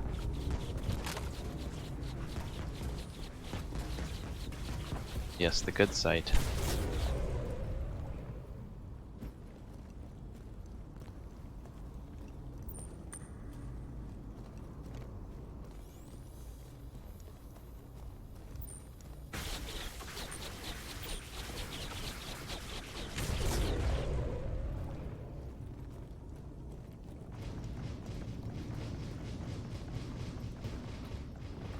Turn that off.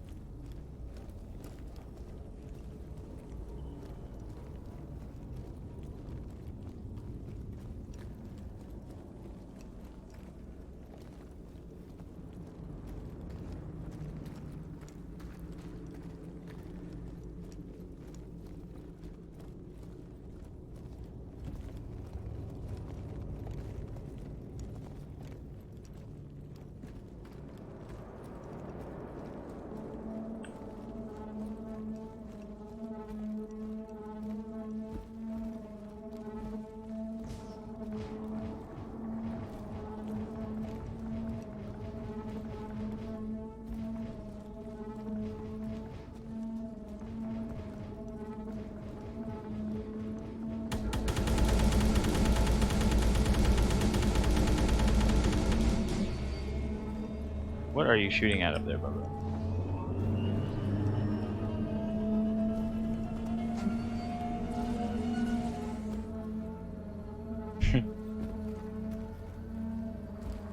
Oh, that was your EMP popping off. I just realized that's what it was. I was like, wait a minute, that was his EMP freaking out. Sounded like a handheld gun.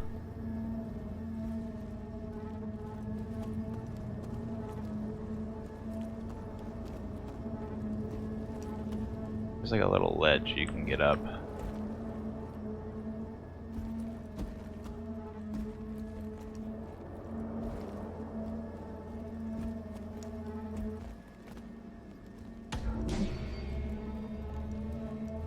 Back here.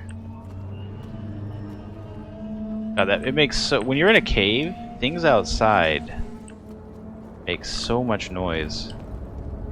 I tell ya. Tell you what.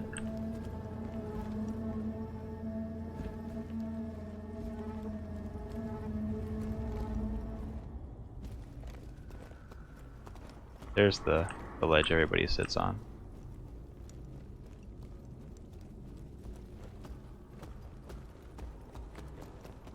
Got a little bit ahead of myself. Squeeze through that.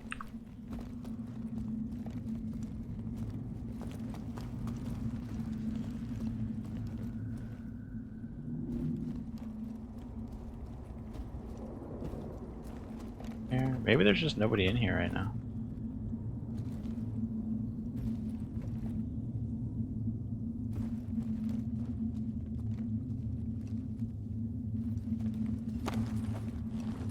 I lied. Is this one of the dead bodies? The quest or whatever?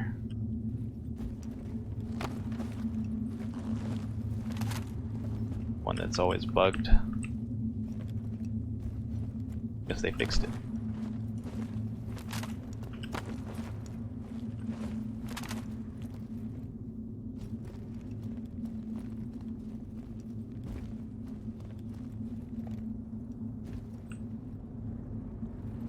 Seem to have added more glow sticks.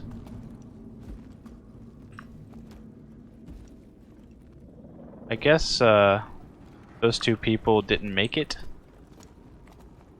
That or they're just insanely lost down in here. There's a couple more areas to go, but I'm not going to go all the way down there. Don't want to.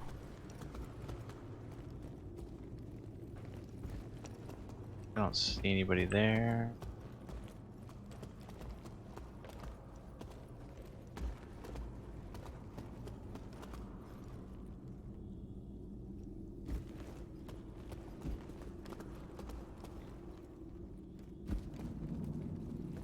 No.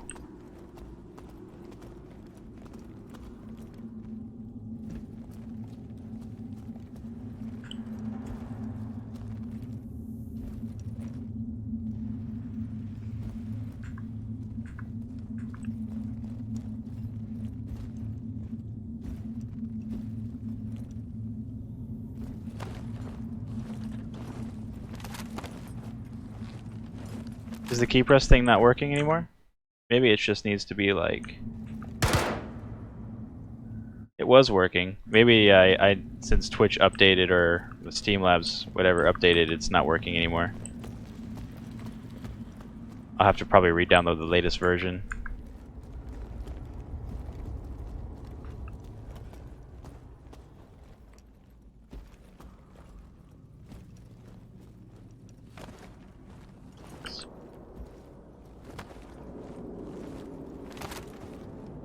We'll go turn that off.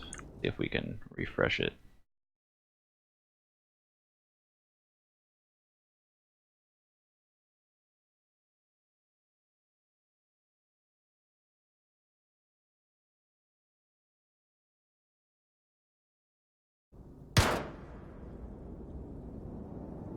Looks like it was working.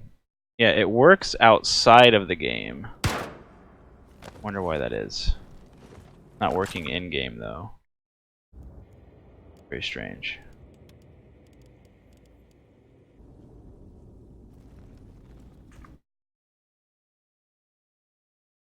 has to be like over. Maybe it has to be on this side. No, it just doesn't want to work.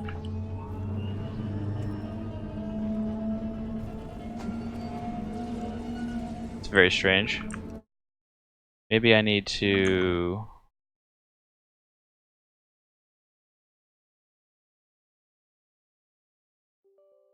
Whoops. Need to do that. Ah, there we go. Just had to run it as administrator.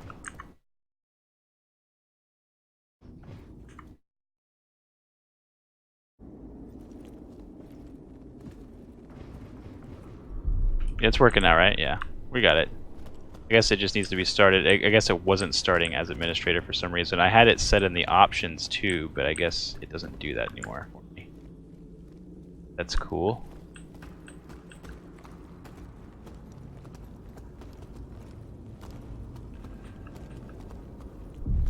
Whoa. Something just exploded. Kind of like a nuke went off.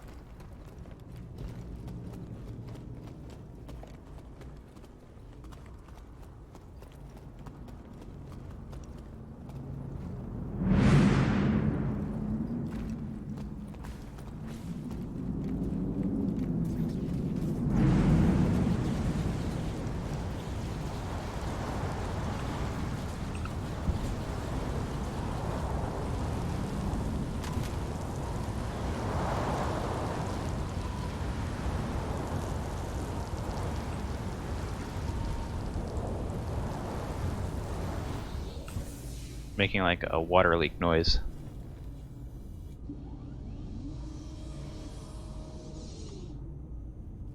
Takeoff complete.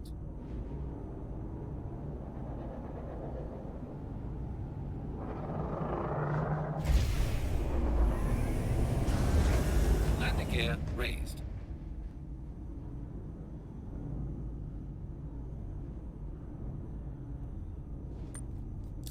Server just dead. It's dead. We got a lot of people on here.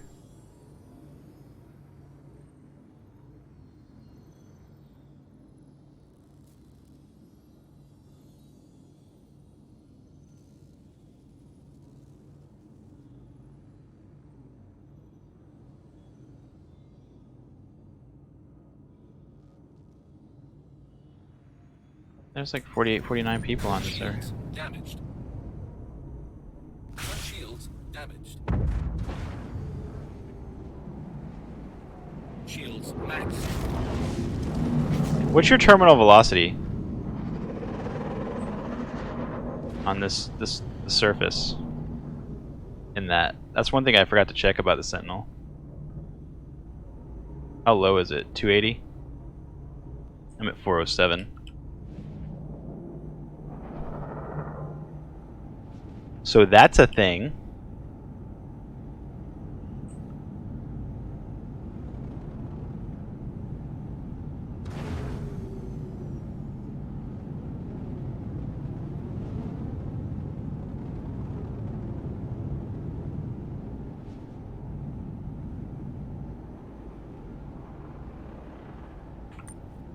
I want to go try to...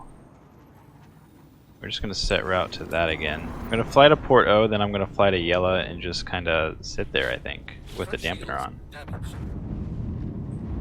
And, Shields max. you know, Hydrogen fuel level. mess with that. I think that's the best way to do things here.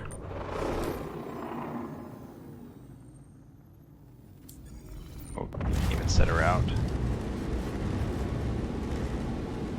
Engines critical. I really need to get fuel from Grim Hex first before we do this. For sure. Because I have 7 hydrogen fuel. I really can't waste anymore.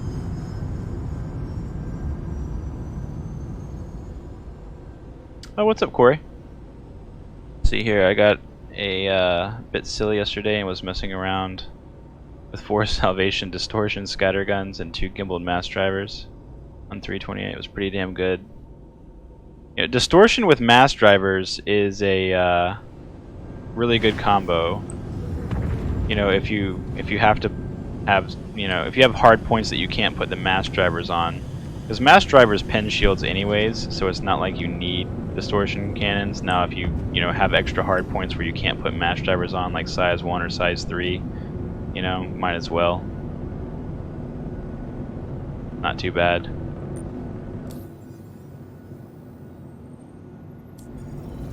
There we go, finally set the round.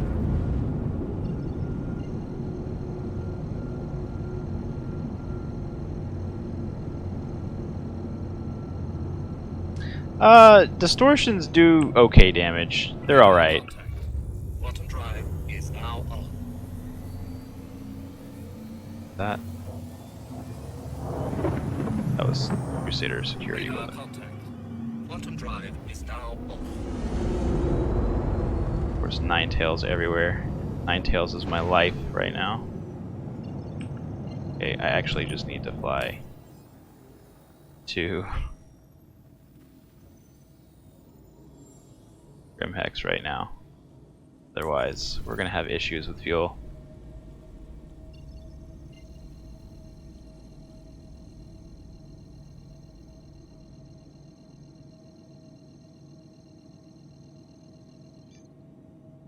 Quantum drive is now on.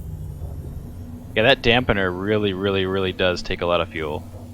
So.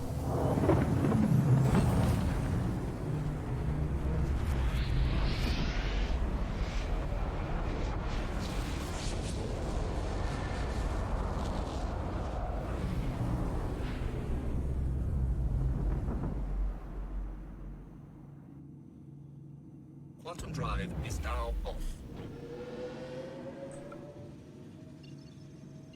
One hydrogen fuel left.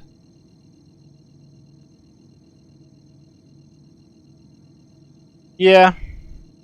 I mean, it still could be fun. It's for PvP groups. You know, it'll be a good necessity to have. Like, you know, just setting up on a point with a dampener on. It'll be a welcome addition to any PvP group. You know? Anything to make it easier for people running away, because that's a pain in the ass. Okay, we're out of fuel. Hydrogen fuel is now empty.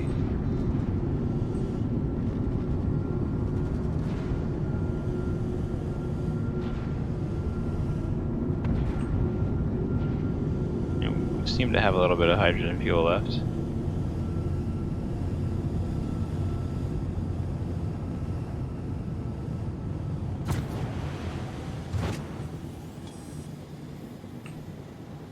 Maybe not.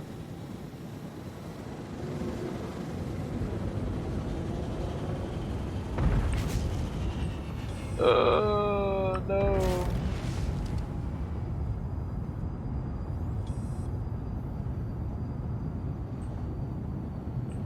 I mean, being out of fuel, it sure seems like it has fuel.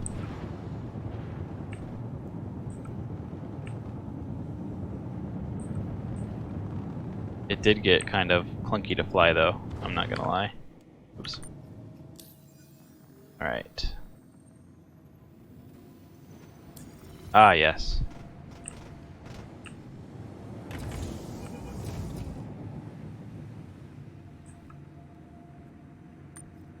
It's actually giving me fuel.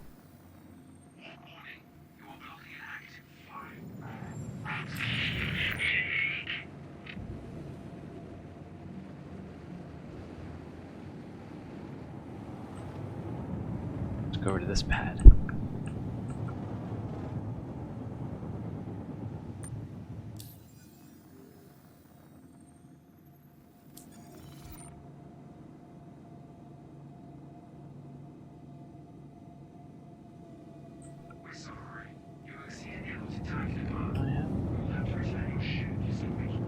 Just give me the fuel I require. Do everything. That works. Yep, there we go. Maybe.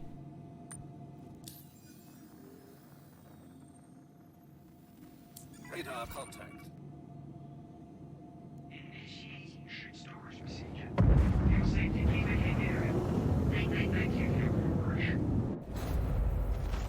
Oh.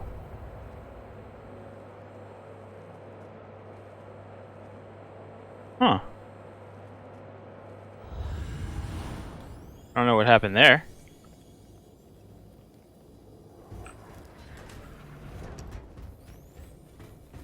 I got fined for that too.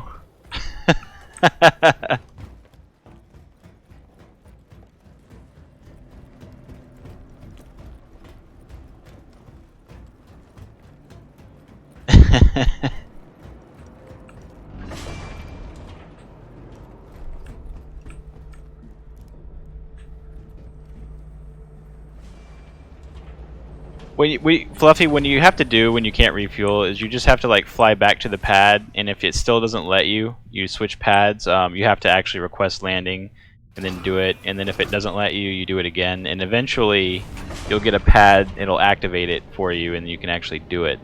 You just got to keep trying to refuel it. You can eventually get it. It's not a total lost cause.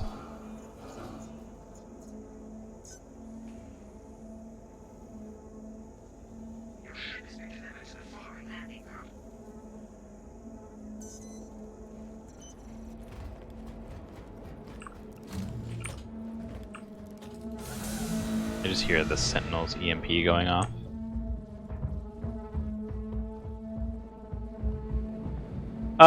Yeah, it was a bug in 3.5. When 3.5 first came out, the refuel bug was fierce. It was really bad. It seems to rear its ugly head every few patches, to be honest. Seems to be one of those things that just kind of happens. There's a couple reoccurring bugs in this game that, I don't know. They just keep coming back.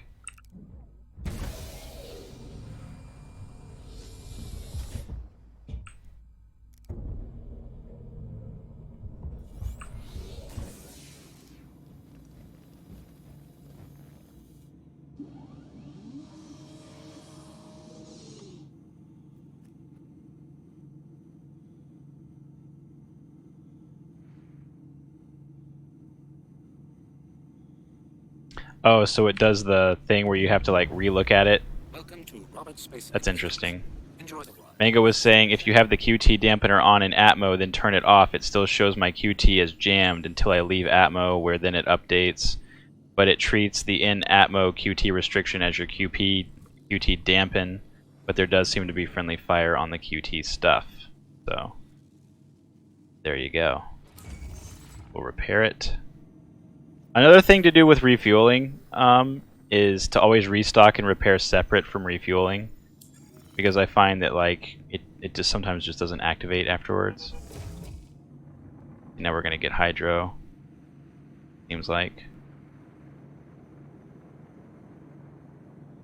made the noise like we were getting it, but I don't see it actually filling. Do it. Give it to me.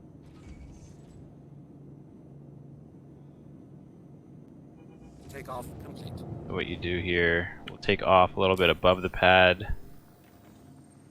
Try it from this angle. If this doesn't work, I'll just request landing and land, and hopefully it'll give it to me.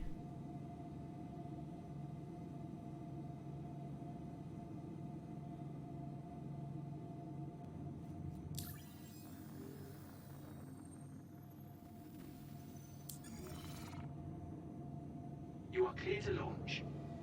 Oh, thank you.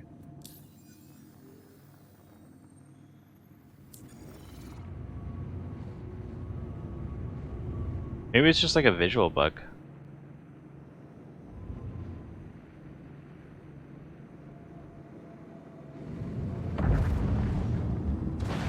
So what we'll do is we'll fly away with no fuel. We'll turn around. We will request landing again.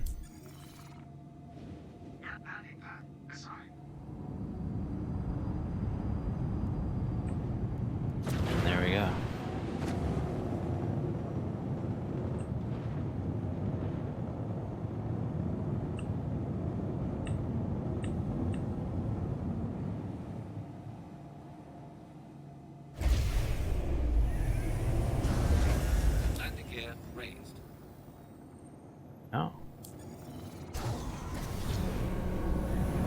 We're not even gonna try that one. Deployed. Automated.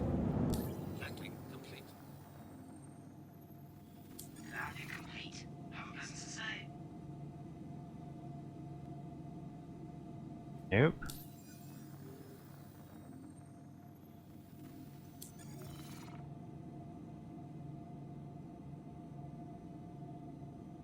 Takeoff complete. The fun bugs.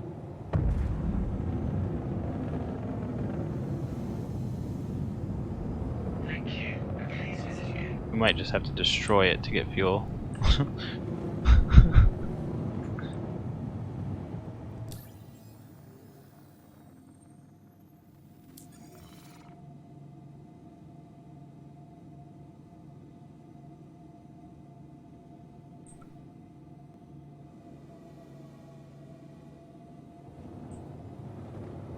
Warning. You're building an active fire. It'll work sometimes. It's just not gonna work all the time, I assure you. Right now we seem to be very much unable to refuel.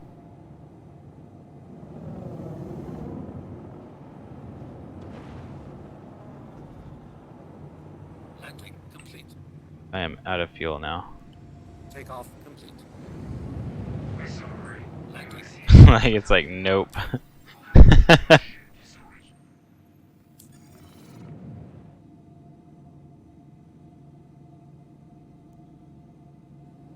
Takeoff complete. I mean, does it really matter?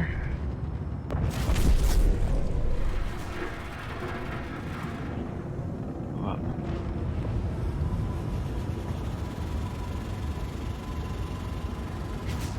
Doesn't really seem like it matters. Did Mango blow up?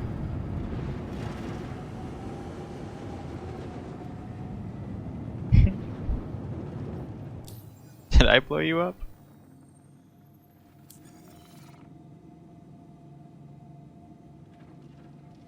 I mean, does this matter?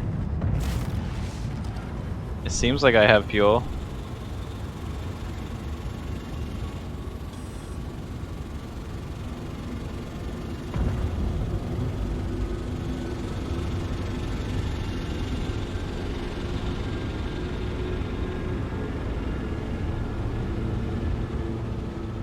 Now, top speed seems to be 2020 or 1220. No higher than that.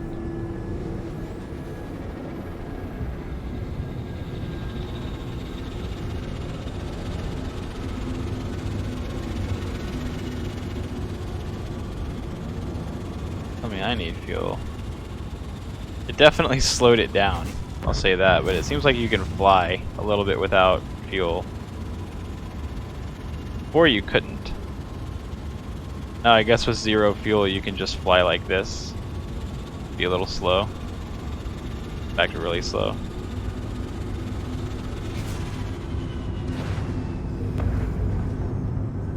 On your screen you fully rammed me? No, you didn't. On my screen I just kind of threw away. It's definitely retro thrusters or MAV thrusters. Only it feels like. No? They got the back ones on. Well, at least shows the animation for it. Braking is very slow though. Really slow. Ah! Really slow. Don't hit this asteroid too. Oh, now we've got troubles. Now we've got troubles.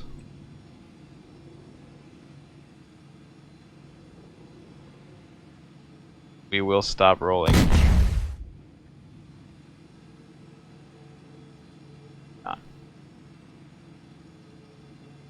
I can't even. There's no. Self-destruct. Okay, there we go. Activated.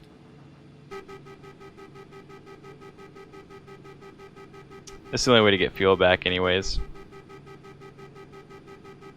We're gonna have to either reclaim it or just kill it. This is the fastest way.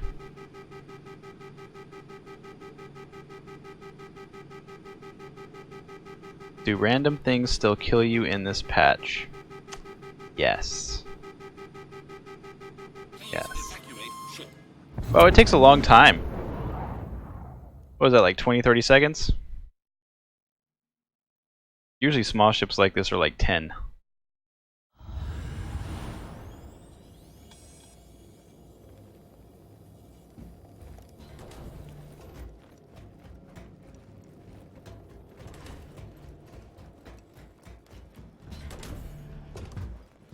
Probably just gives you enough time to get out of the ship, because in like the 300i you have to like get out of the seat, then run down to the elevator, and get out of it. So it's probably gives you some time to navigate that elevator issue and all that stuff. It's what I foresee. Other ships you can kind of just eject when you hit it, even though there's no parachute.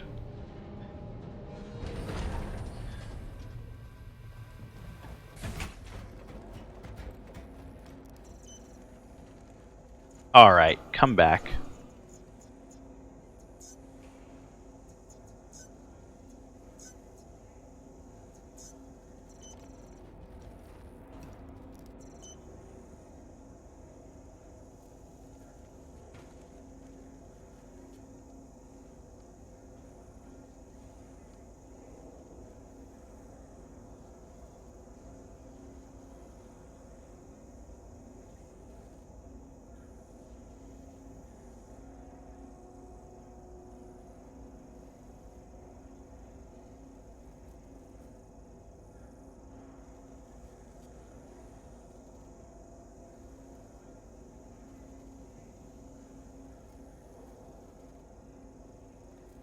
Oh, really?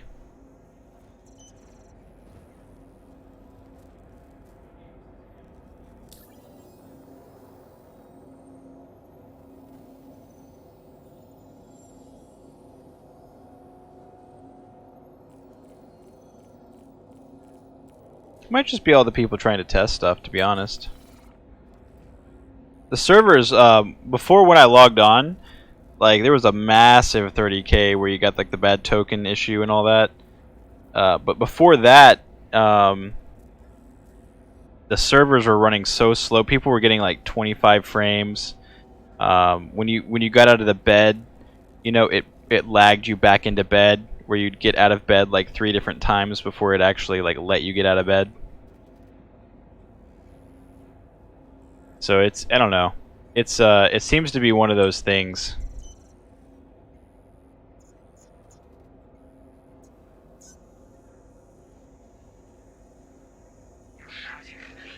The good news is that it seems to be a fast claim, fast retrieve.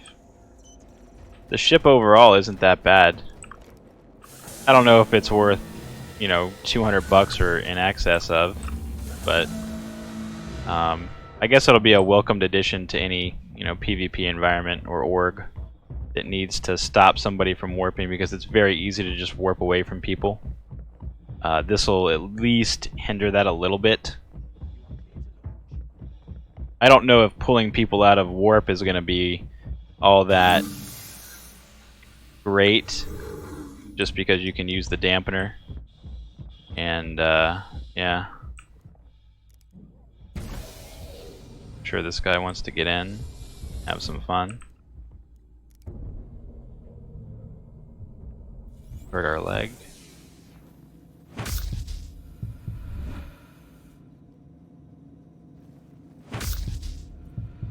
There you go.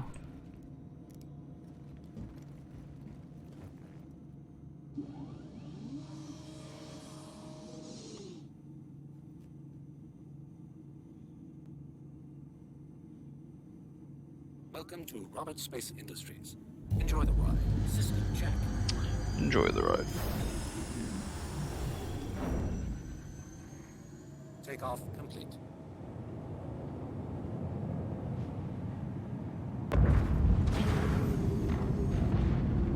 Thank you. Please visit again. Alright, so we have some full fuel now. Who's this? Soul Searcher.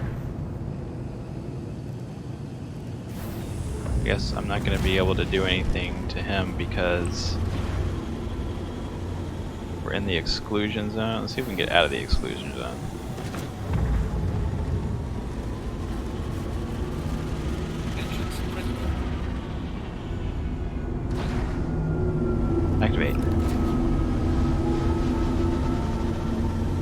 Now, like, he can't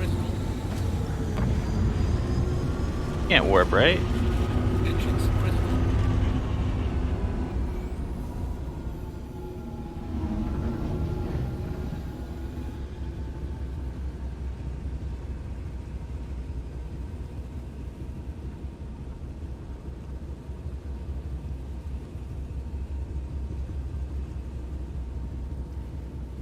I mean, I don't know what I'm gonna do when I get there. It's a freaking Vanguard, so.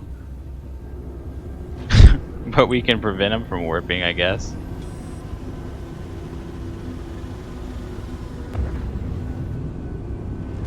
He's like, why can't I warp?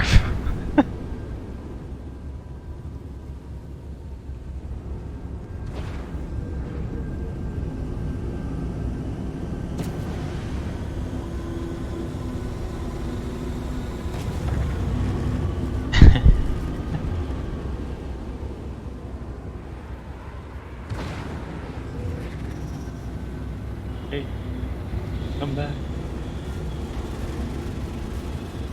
Engines critical. Man, this thing goes through fuel so fast, though.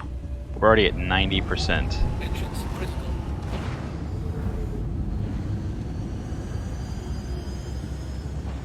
Are you trying to warp? Were you trying? Now I'm gonna shoot him like 300 times. Because why not, right?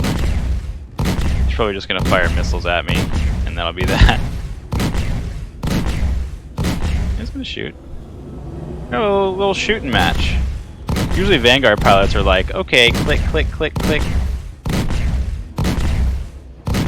Probably when he gets desperate, that'll come. We can actually defeat this Vanguard with mass drivers. I mean, I know we can. Get him enough.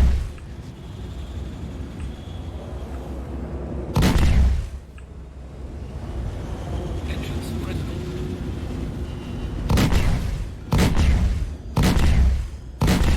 Just want to stay within. I really want to just get close enough so I can circle him. I know he's going to have a hard time turning. Engines critical.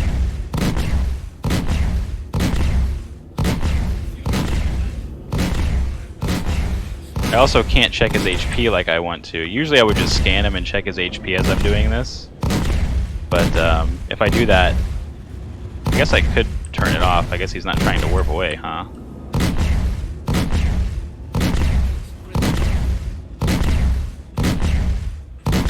We'll leave it on just to leave it on. We'll pretend that he's trying to warp.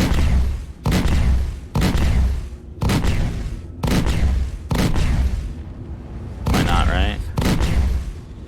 No, no, no. Engines critical.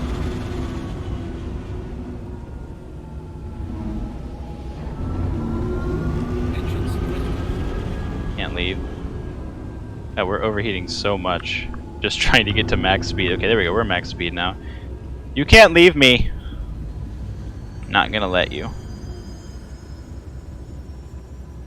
Oh, we're at 67%? Jeez.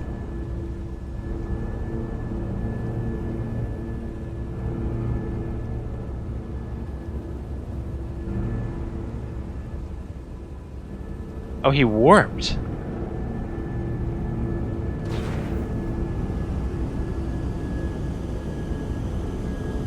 I mean...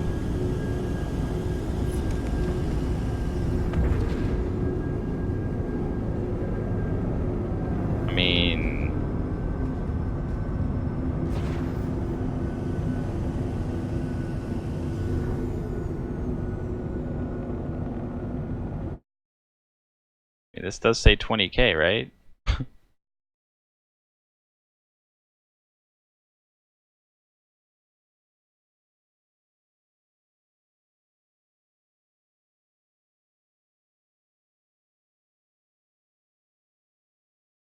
Or the, I wonder what the range on the dampen is. I guess it doesn't really give you a range for the dampen. Maybe he was able to just get out of it.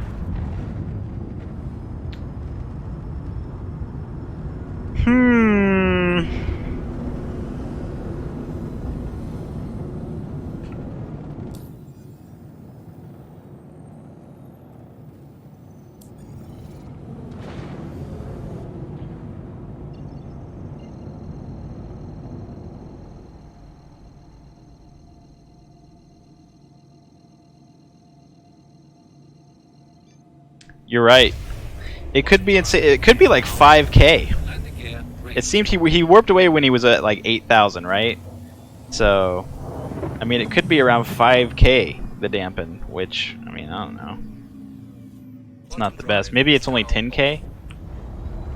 Somewhere around there.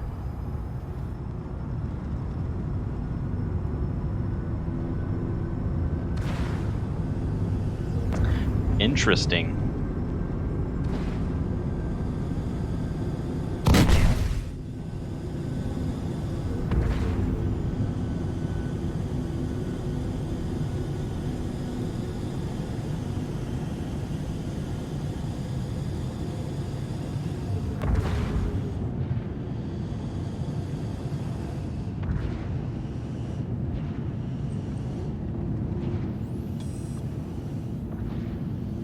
Yeah, like I said, it's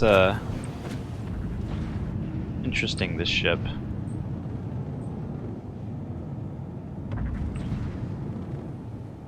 Do I get the Sentinel or do I get the Mantis?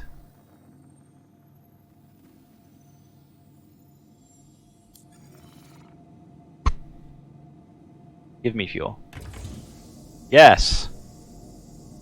Hydrogen fuel is at 100%.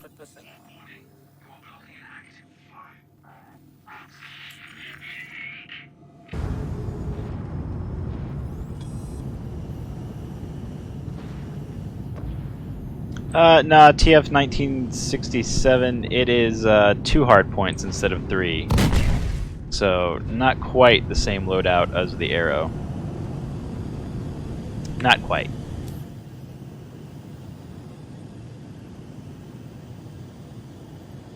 It's not bad, though.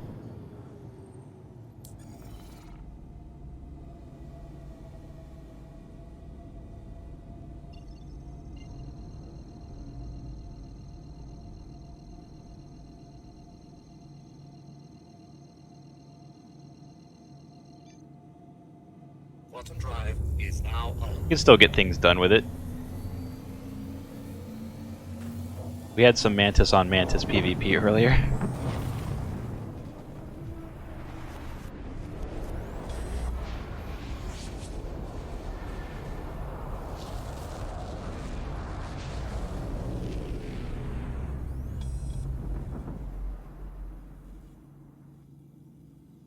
Quantum drive is now off. Yeah, the Arrow only has 1.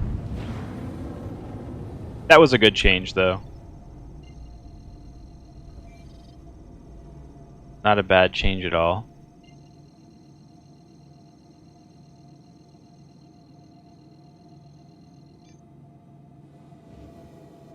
Quantum drive is now on.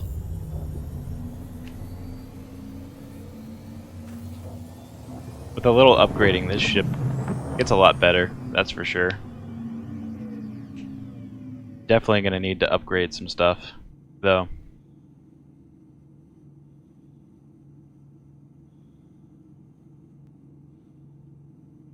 Man, if this is fragile, I can't wait to see what the Arrow's like.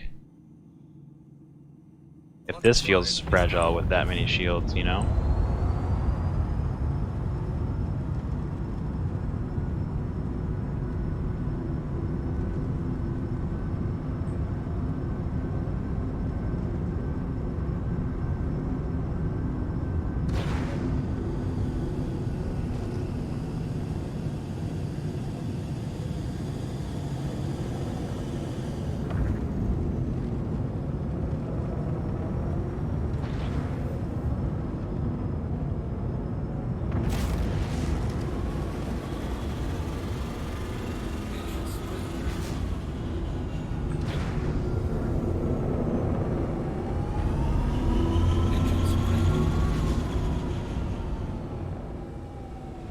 We're just testing the overheating on atmosphere.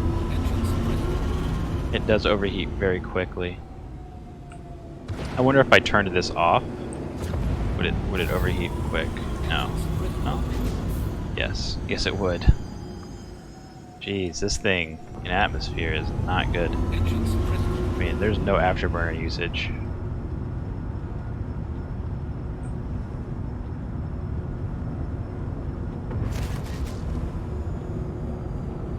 Like, just that little bit stalled me. I used it for like half a second.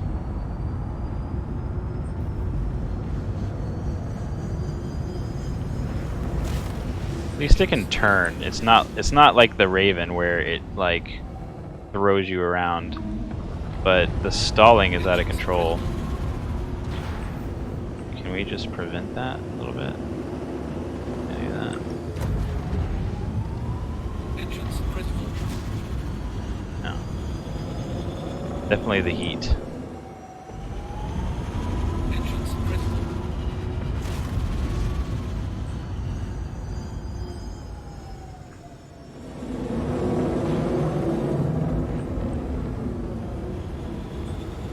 Engines critical. Engines critical.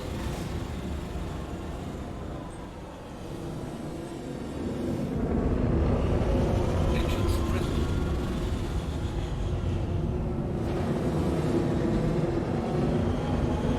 Engines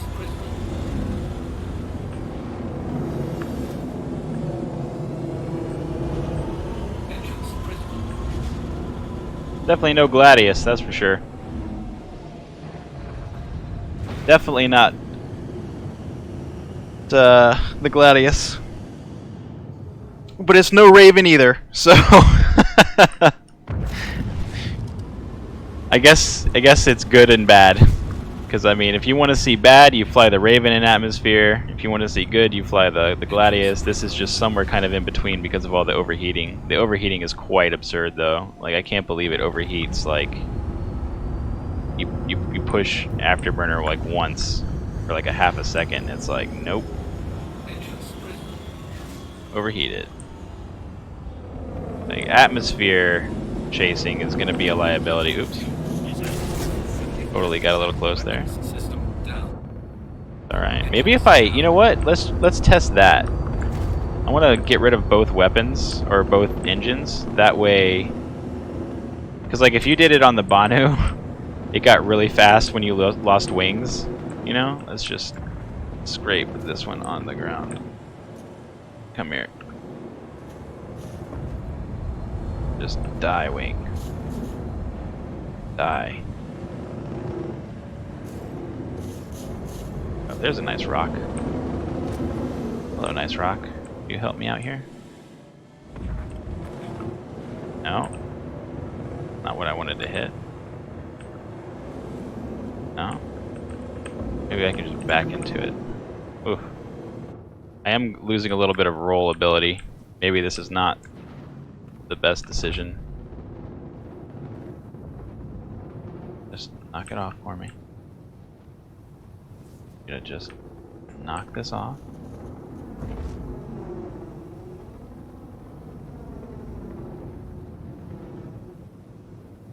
Whenever you want to knock something off, it's like, no. I'm indestructible now.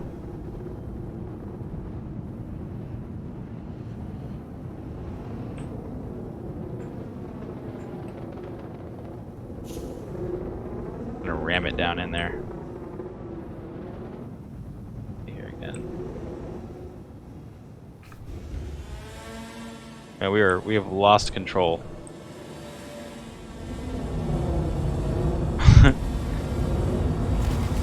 I don't think it's gonna let me like ram this into the ground. Yes, there we go. Oh wow, look at that. This is like the first ship that actually does this.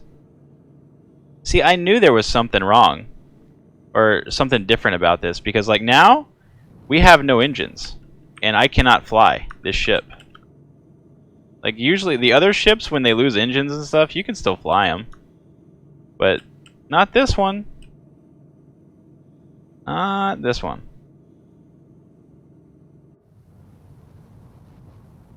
That's a welcomed addition. So if you actually shoot the engines off this thing, it's not going anywhere. Not that you would need to, you could just kill the ship before you did that. Because it's so fragile, but still, if the other ships would only do this, like the Constellation and all that, that'd be great.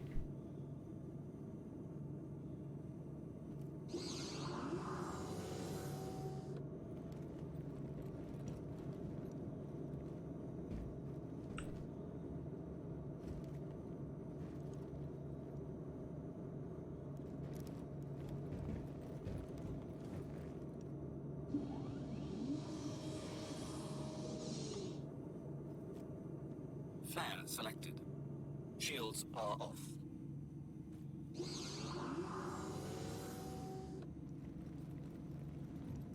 Let's test that theory, Mango. I wonder if I would have to be out of the ship to use it. Let's see.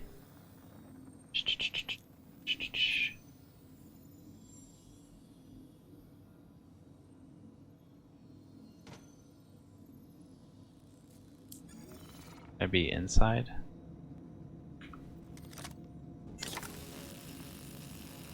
Just fixing my ship.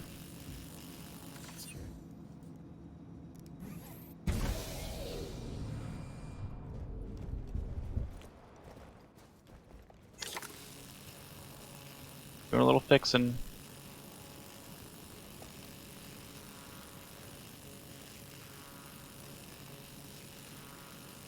That's the cutter, wait. Well, it says it's the cutter anyways. No, I just have the cutter attachment on. So I have a torch. I guess there's no repair for this thing?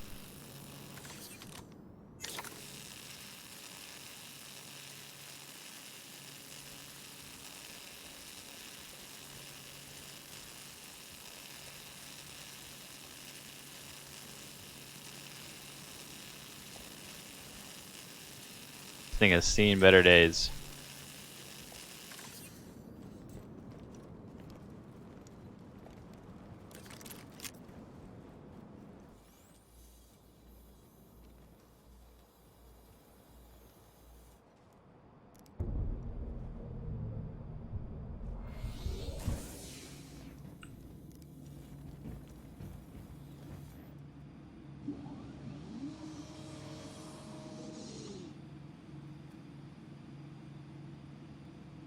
Okay, we'll turn it on. Welcome to Roberts Space Industries. Enjoy the ride. System check.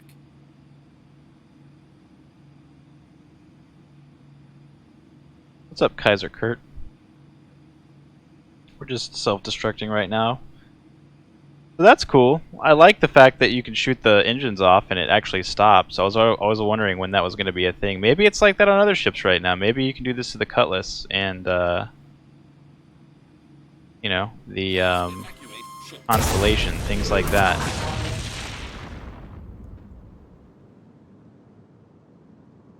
That's a welcome change. For bigger ships, anyways, you know, attacking bigger ships, that's kind of one way to keep them from flying away from you. Not a bad change. Again, I haven't tested that, but on the Mantis, that's the way it seems to be. Man, if you take out an engine, just one engine of the Mantis, they're gonna have a hard time because you lose like a lot of flying ability. It feels very heavy on one side, and it rolls by itself. So, I mean, that's actually pretty accurate. They've done that well. The effects of losing an engine on the Mantis.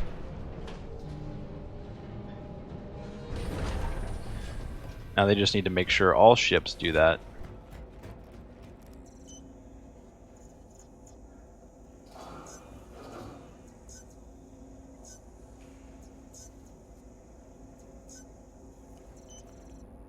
I like it.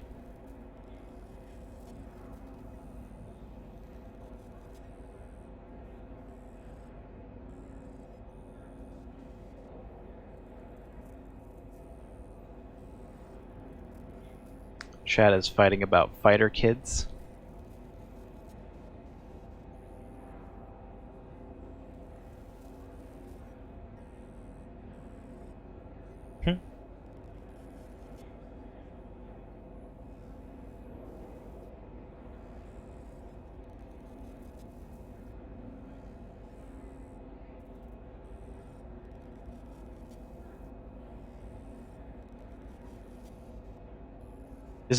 Is there like an updated price on the website? Has anybody checked the website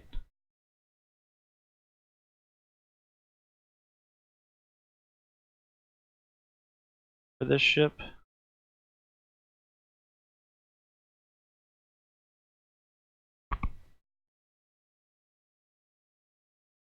No. Still no pricing on that. Is there any info we have for it about the price?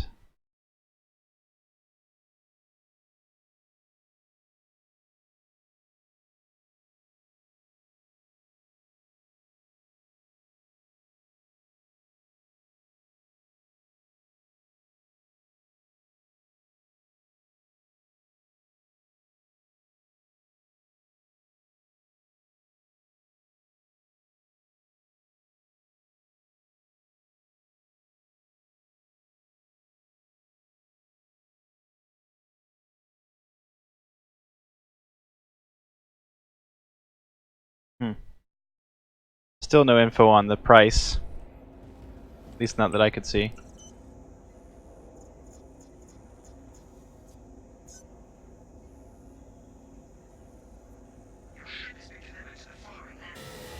Maybe they've changed it, Mango. Maybe all ships are like that. I wish I could test it on a constellation. Like shoot off all the engines on a conning and see if it can't move. That'd be really, really cool. Because for the longest time you could just shoot off engines, but I mean you could still fly around. Didn't really matter.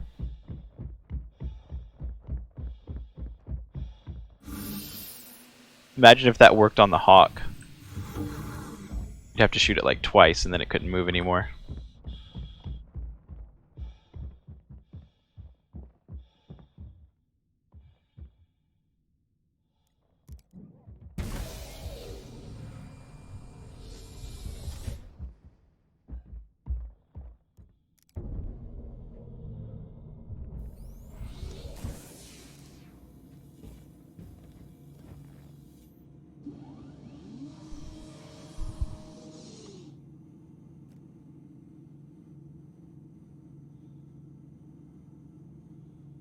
Welcome to Robert Space Industries. Enjoy the ride. System check.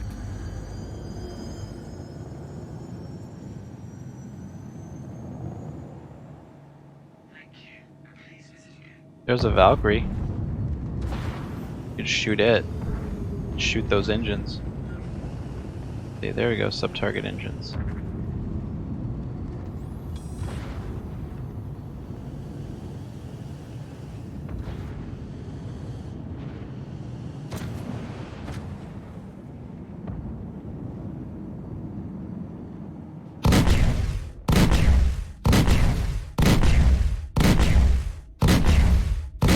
Want to test and see if the engine. I want to shoot it off. I want to shoot that engine. Come here.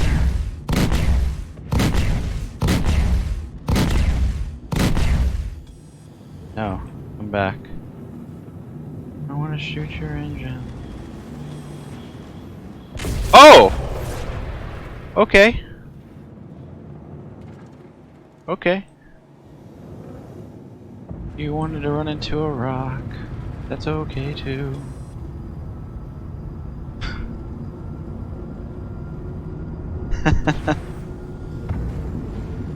He flung himself right into that asteroid. That was okay. It's okay. That happens. Just Star Citizen things.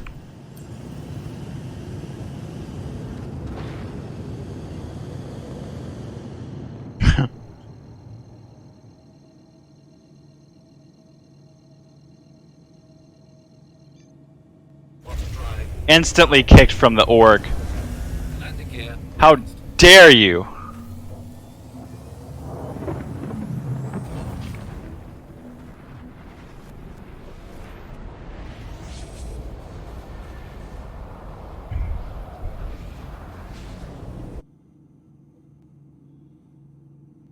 thought we were going to get to see at least one engine get shot off on that one, but Quantum drive is now. what can you do?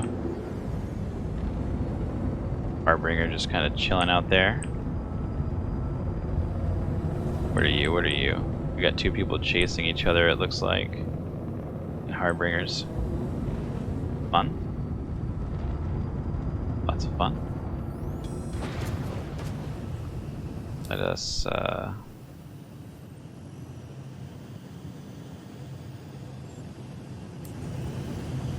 fly to Daymar here. Try not to get shot by the,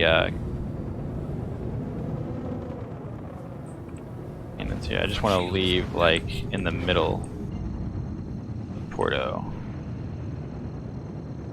Rear shields damaged. Oh, don't shoot me.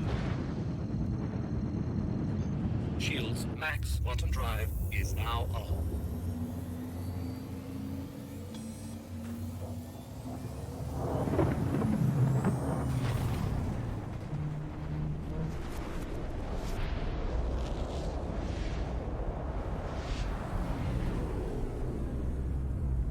You should have seen mass drivers with 4 rockets when they didn't kill your ship, Quantum like they do drive now. is full.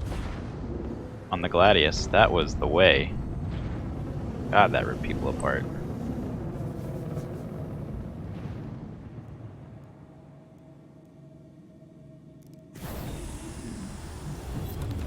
Activate that bad boy.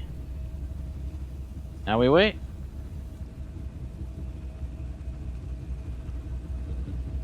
You can buy mass drivers at Port O. You can buy mass drivers at ArcCorp, and sledges are only sold at ArcCorp. But you can buy mass drivers right away when you spawn in at Port O. I use sledges. On paper, mass drivers are better than sledges, but in game, sledges seem to be better than mass drivers. That could just be placebo effect. I don't know. But I've been testing out the sledge, which is the same thing. It's just the alternate mass driver. There's 2 types: the sledge and the mass, or 2 types of railguns: the mass driver and the sledge. The sledge you can only buy at ArcCorp. The mass driver you can buy at Port O and ArcCorp. And you got to go to Center Mass or Dumpers Depot, one of those, to get it. I think it's Center Mass. And I think you can get the mass driver at Dumpers Depot.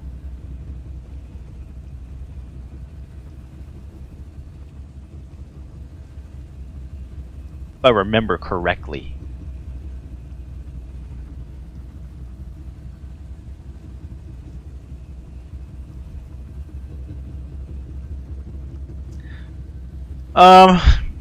It's supposed to have a quicker fire rate.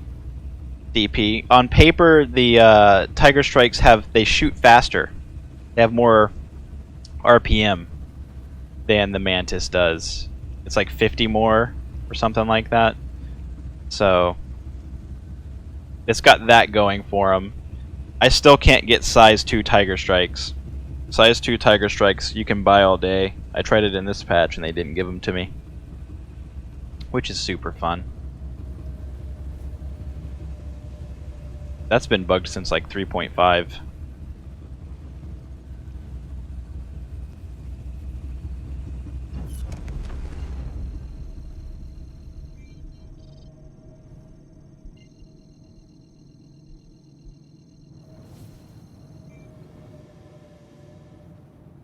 You know what it is? It's because these planets spin, so you can't sit here like this.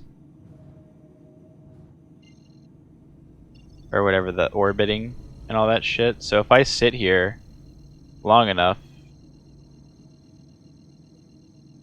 because you know how like you can warp from or Port O to Yella, and Grim Hex will be in different locations.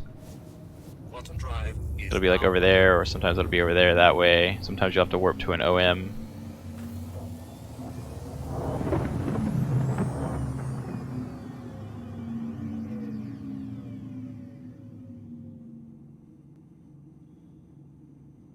So because of that, I don't know how useful this ship would be, just kind of chilling in one spot.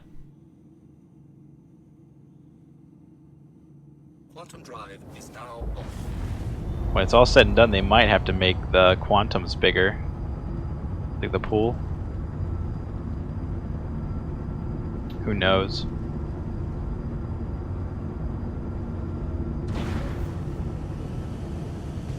It's just a terrible server. No one wants to do anything.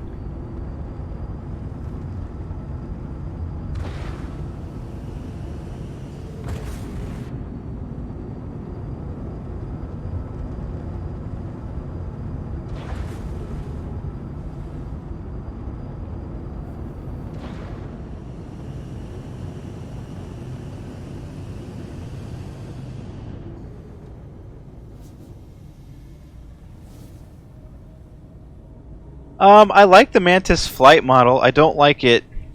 I don't like the flight model in atmosphere because it overheats a lot. Overall, I like the Mantis though. I mean, it's not a bad ship. It just remains to be seen how useful this stuff actually is. You know, we've only gotten a small sample size of what you're actually doing, or what we've been able to actually do in this ship. You know, if you're dead set on PvP, yeah, especially if you want to keep people from warping away, you know, and that's a cool thing. Especially, I guess, it depends on if drug prices and stuff are up or down, because I haven't done any drug runs this patch, so I don't know if like Jump Town and all that stuff and doing trades is good income. If it is, you know, and people are going to do that stuff again, you can have one of these down there just to make sure they don't warp off when they get into, you know, higher atmospheres, things like that. I thought it was going to be worse than it is. I'll say that. I really did. I'm actually kind of surprised that everything seems to work, except for the dampener. That Vanguard got away from us at like 8,000 kilometers, so I'm not sure what the range is on the dampener. They probably will need to increase that. But you know, they might will, or you know, there's never say never on that kind of stuff, I should say. We'll just have to wait and see what they decide to do. But the dampener does seem kind of small to me. The quantum pull works really well. I've been pulled out of warp by one. I've pulled a couple people out of warp with it. So there's that. But overall, like, the flight model's not horrendous. The ship itself isn't horrendous. It has its place for sure. It's a little bit, you know, I want it like, okay, whatever. I was trying to give it a third-person view, but it wouldn't change. It definitely has its place in the meta for sure for pirate organizations. I don't know if you like being the Mantis guy. You know, it's a special role and everything. Somebody's gonna have to fall on that sword. Some people are gonna love doing it. Some people are gonna hate doing it. Just depends on what you like to do. You know. Yeah, it's gonna be good for bounty hunting probably. So, it just depends on what you kind of like to do. Do you like to go full combat? Are you a support player? You know, if you're a support player and you like doing that kind of supporty stuff, then this is a good ship because it has a good mix. You have missiles. You have 2 good guns on auto gimbals, which are pretty fierce with sledges. Fast drivers. Excuse me for yawning there. But, yeah. You know, overall not a bad thing. You know, and it does have at least some good atmospheric flight. The Raven, of course, does not have any. So it's a good all-around little ship for what it can do. You're going to be a crime stat printing machine with it, though. So if you're, you know, wanting to hold back on crime stat, or you know, wanting to not go hack the thing at Spaceport Karaya, then you know, probably not the ship for you, because every time you activate this thing, man, you're printing crime stat. So it's not going to take very long. Within, you know, 20 minutes you can have max crime stat just kind of messing around with this thing.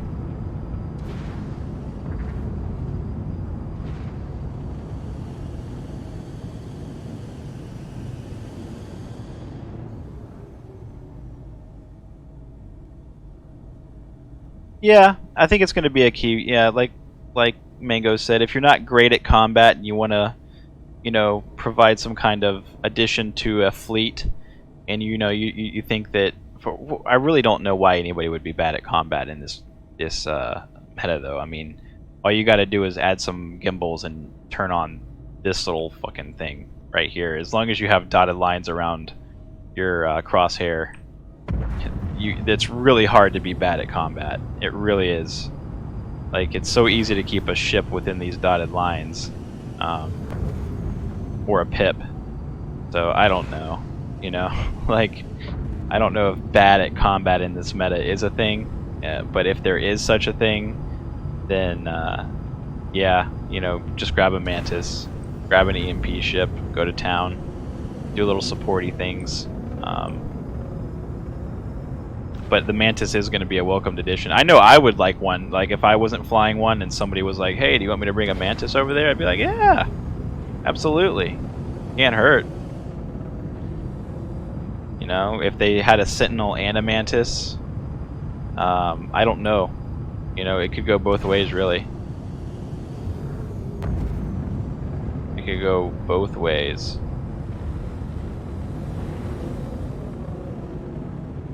Stove special right there. You like that? Flip around. Keep going the same way.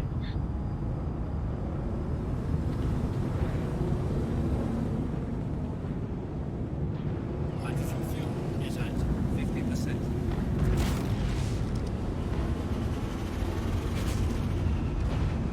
50%. The EMP did not affect the Mantis. Right now, DP, there is a bug, and you guys can check out the EMP video that I had Mango help me with, but or the stream. We just did that a couple of days ago, so it's one of the latest streams aside from this one, of course.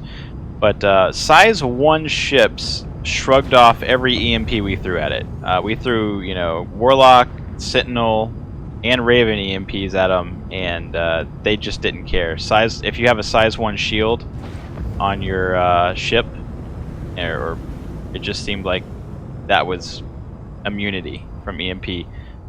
Anything with size 2 shields, we were able to get down and turn off the power and everything. So, and it also didn't work in some areas and worked in others. The EMP in general. So I don't know why that is, but it appears that EMPs are bugged for size 1 shielded ships, which is really odd. It just doesn't work. Gladius it didn't work on. Arrow it didn't work on. The Raven or the Warlock, they couldn't EMP each other. So, it's kind of a strange phenomenon right now with EMP in general. EMP is probably still not in a great place when you think about that, because like if you're flying around in a Raven, which flies like dog shit in space and in atmosphere, having 2 guns only, you really rely, because that ship performs so poorly, you really rely on that EMP, and not being able to use it versus another fighter is a real liability. Like if you're fighting an Arrow or a Gladius or a Saber in your Raven, then I mean, all you really have to go by is your loadout, which is your guns, your 2 guns, and you have a poor flight model. So a lot going against it when you think about it like that. A lot going against it. Still no updated data from Malagos. He's been playing a lot of Eve. I don't even know if he's going to give us the data. We'll have to find out. He usually does it when the server goes live, though. Because they don't change things, So I imagine if the server goes, or if the patch goes live, we'll get an updated spreadsheet, hopefully, for all that stuff. I'm still waiting to see it too, Iros. I'm interested to see if they changed any shield values or, any weapon values, things like that. I want to see what the new weapons velocity is, even though I believe that it's between 1,000 and 1,100, the way that they act and the way that they shoot. I don't foresee that being very quick. I don't know. But I would like to see all that stuff. I would like to see what the new coolers are, if any. Changes to those. I'd like to see a lot of stuff. They'll probably have a stat for the quantum dampener and the quantum snare. We'll probably get to see some stats on those. you know, the exact recharge time, things like that, which is always a welcomed addition. Engine's critical.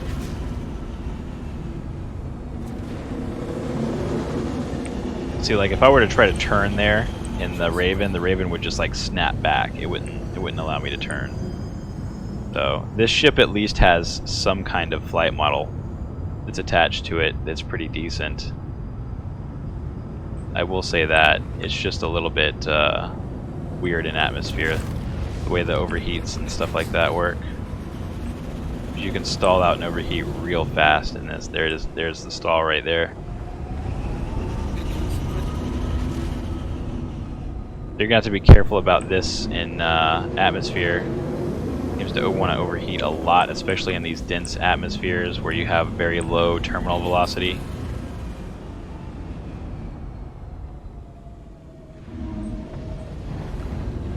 Ship in general suffers from, you know, heat issues. Engine's critical.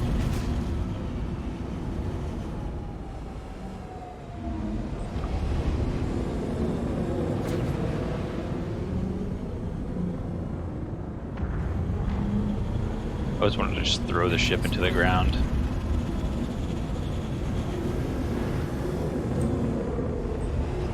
Engine's critical.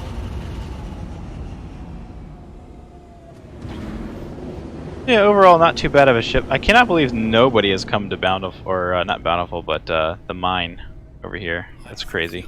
Is at 25%. This thing, I don't even have the dampener on, and we're already at 20. Like, this thing must have just a super low fuel capacity. Like, jeez. That's annoying. Like, this is annoying. Right here.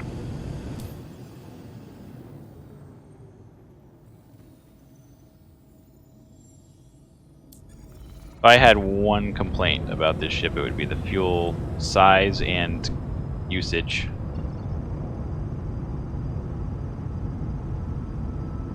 I mean, you can even keep it vulnerable as it is.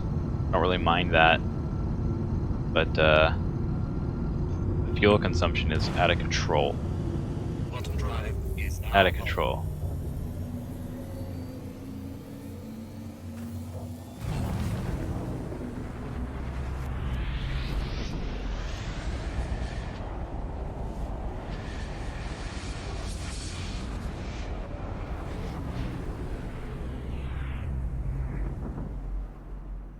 Quantum drive is now off.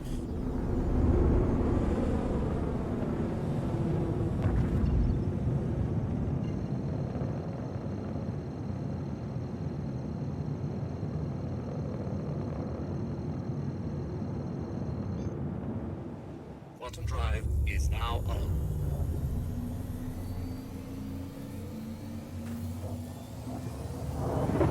Oh, thanks for the YouTube sub, Pedro.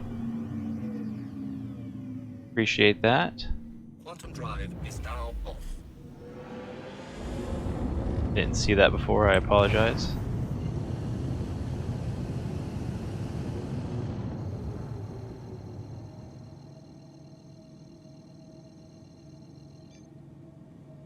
Quantum drive is now on.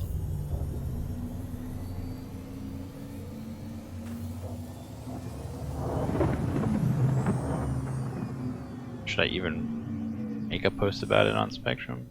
Much fuel consumption. Quantum drive is now off.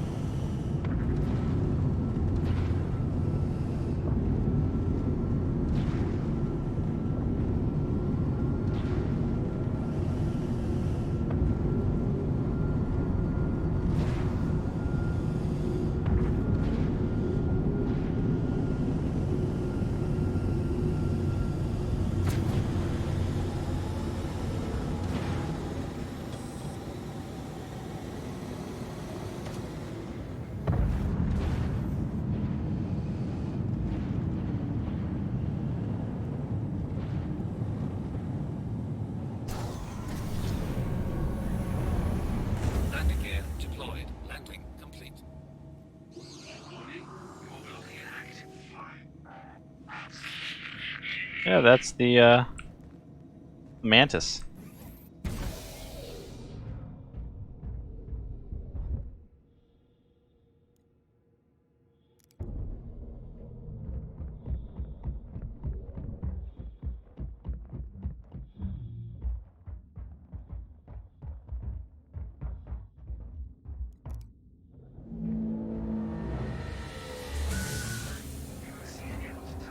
Not too bad, right?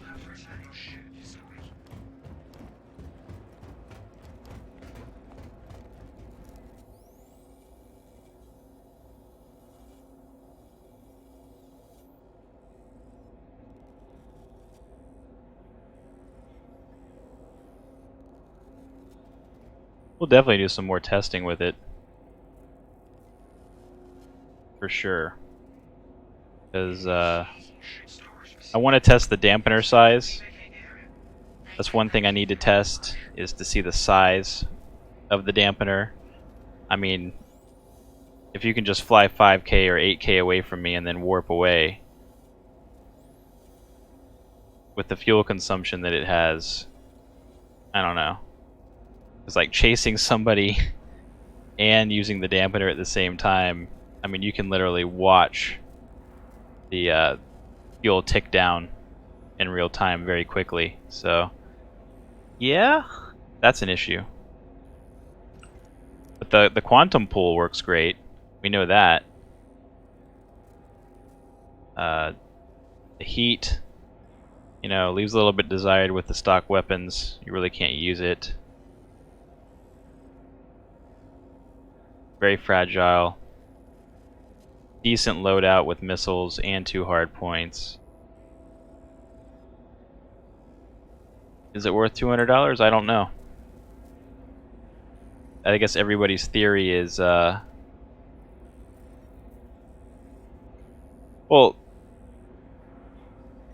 yeah.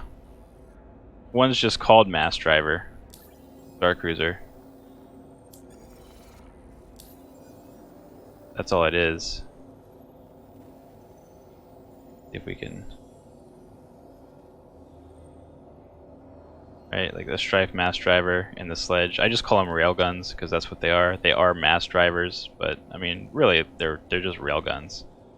So just to keep it between, instead of just naming them both mass drivers, I just call them railguns and just use the name Strife or Mass Driver. That way people at least know what I'm talking about. Is the Tiger Strike in my inventory? It is not. I did buy them, but again, they are bugged. Get the Tiger Strike 3 though.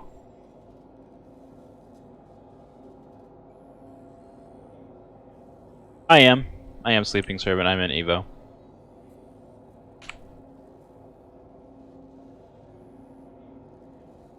Also, there's like this weird bug where the Moby-Glass won't close. If you ever get that, just go to number 3 and then hit the X. Close it that way. Not a big deal. But that it does get kind of stuck open sometimes in this patch. Kind of annoying. But yeah, that was the Mantis. I have to be somewhere in an hour and a half, so I'm probably going to call the stream. But that was the first impression video. It is going to be up on YouTube and on my Twitch. I do stream on Twitch and YouTube, so this VOD will go there. You can link it to your friends if you want to, whatever you want to do with that. Or rewatch it if you missed some of the beginning stuff, because there is a lot of stuff that you missed if you're just tuning in. So be sure to check that out. We did some weapon testing and some component testing, things like that, some flight testing. The flight model was shown off a little bit in space and in atmosphere. We did a couple pulls. We tried to use the dampener a bit. I don't know if that's good or not. There's a weird way to use the dampener and the pull.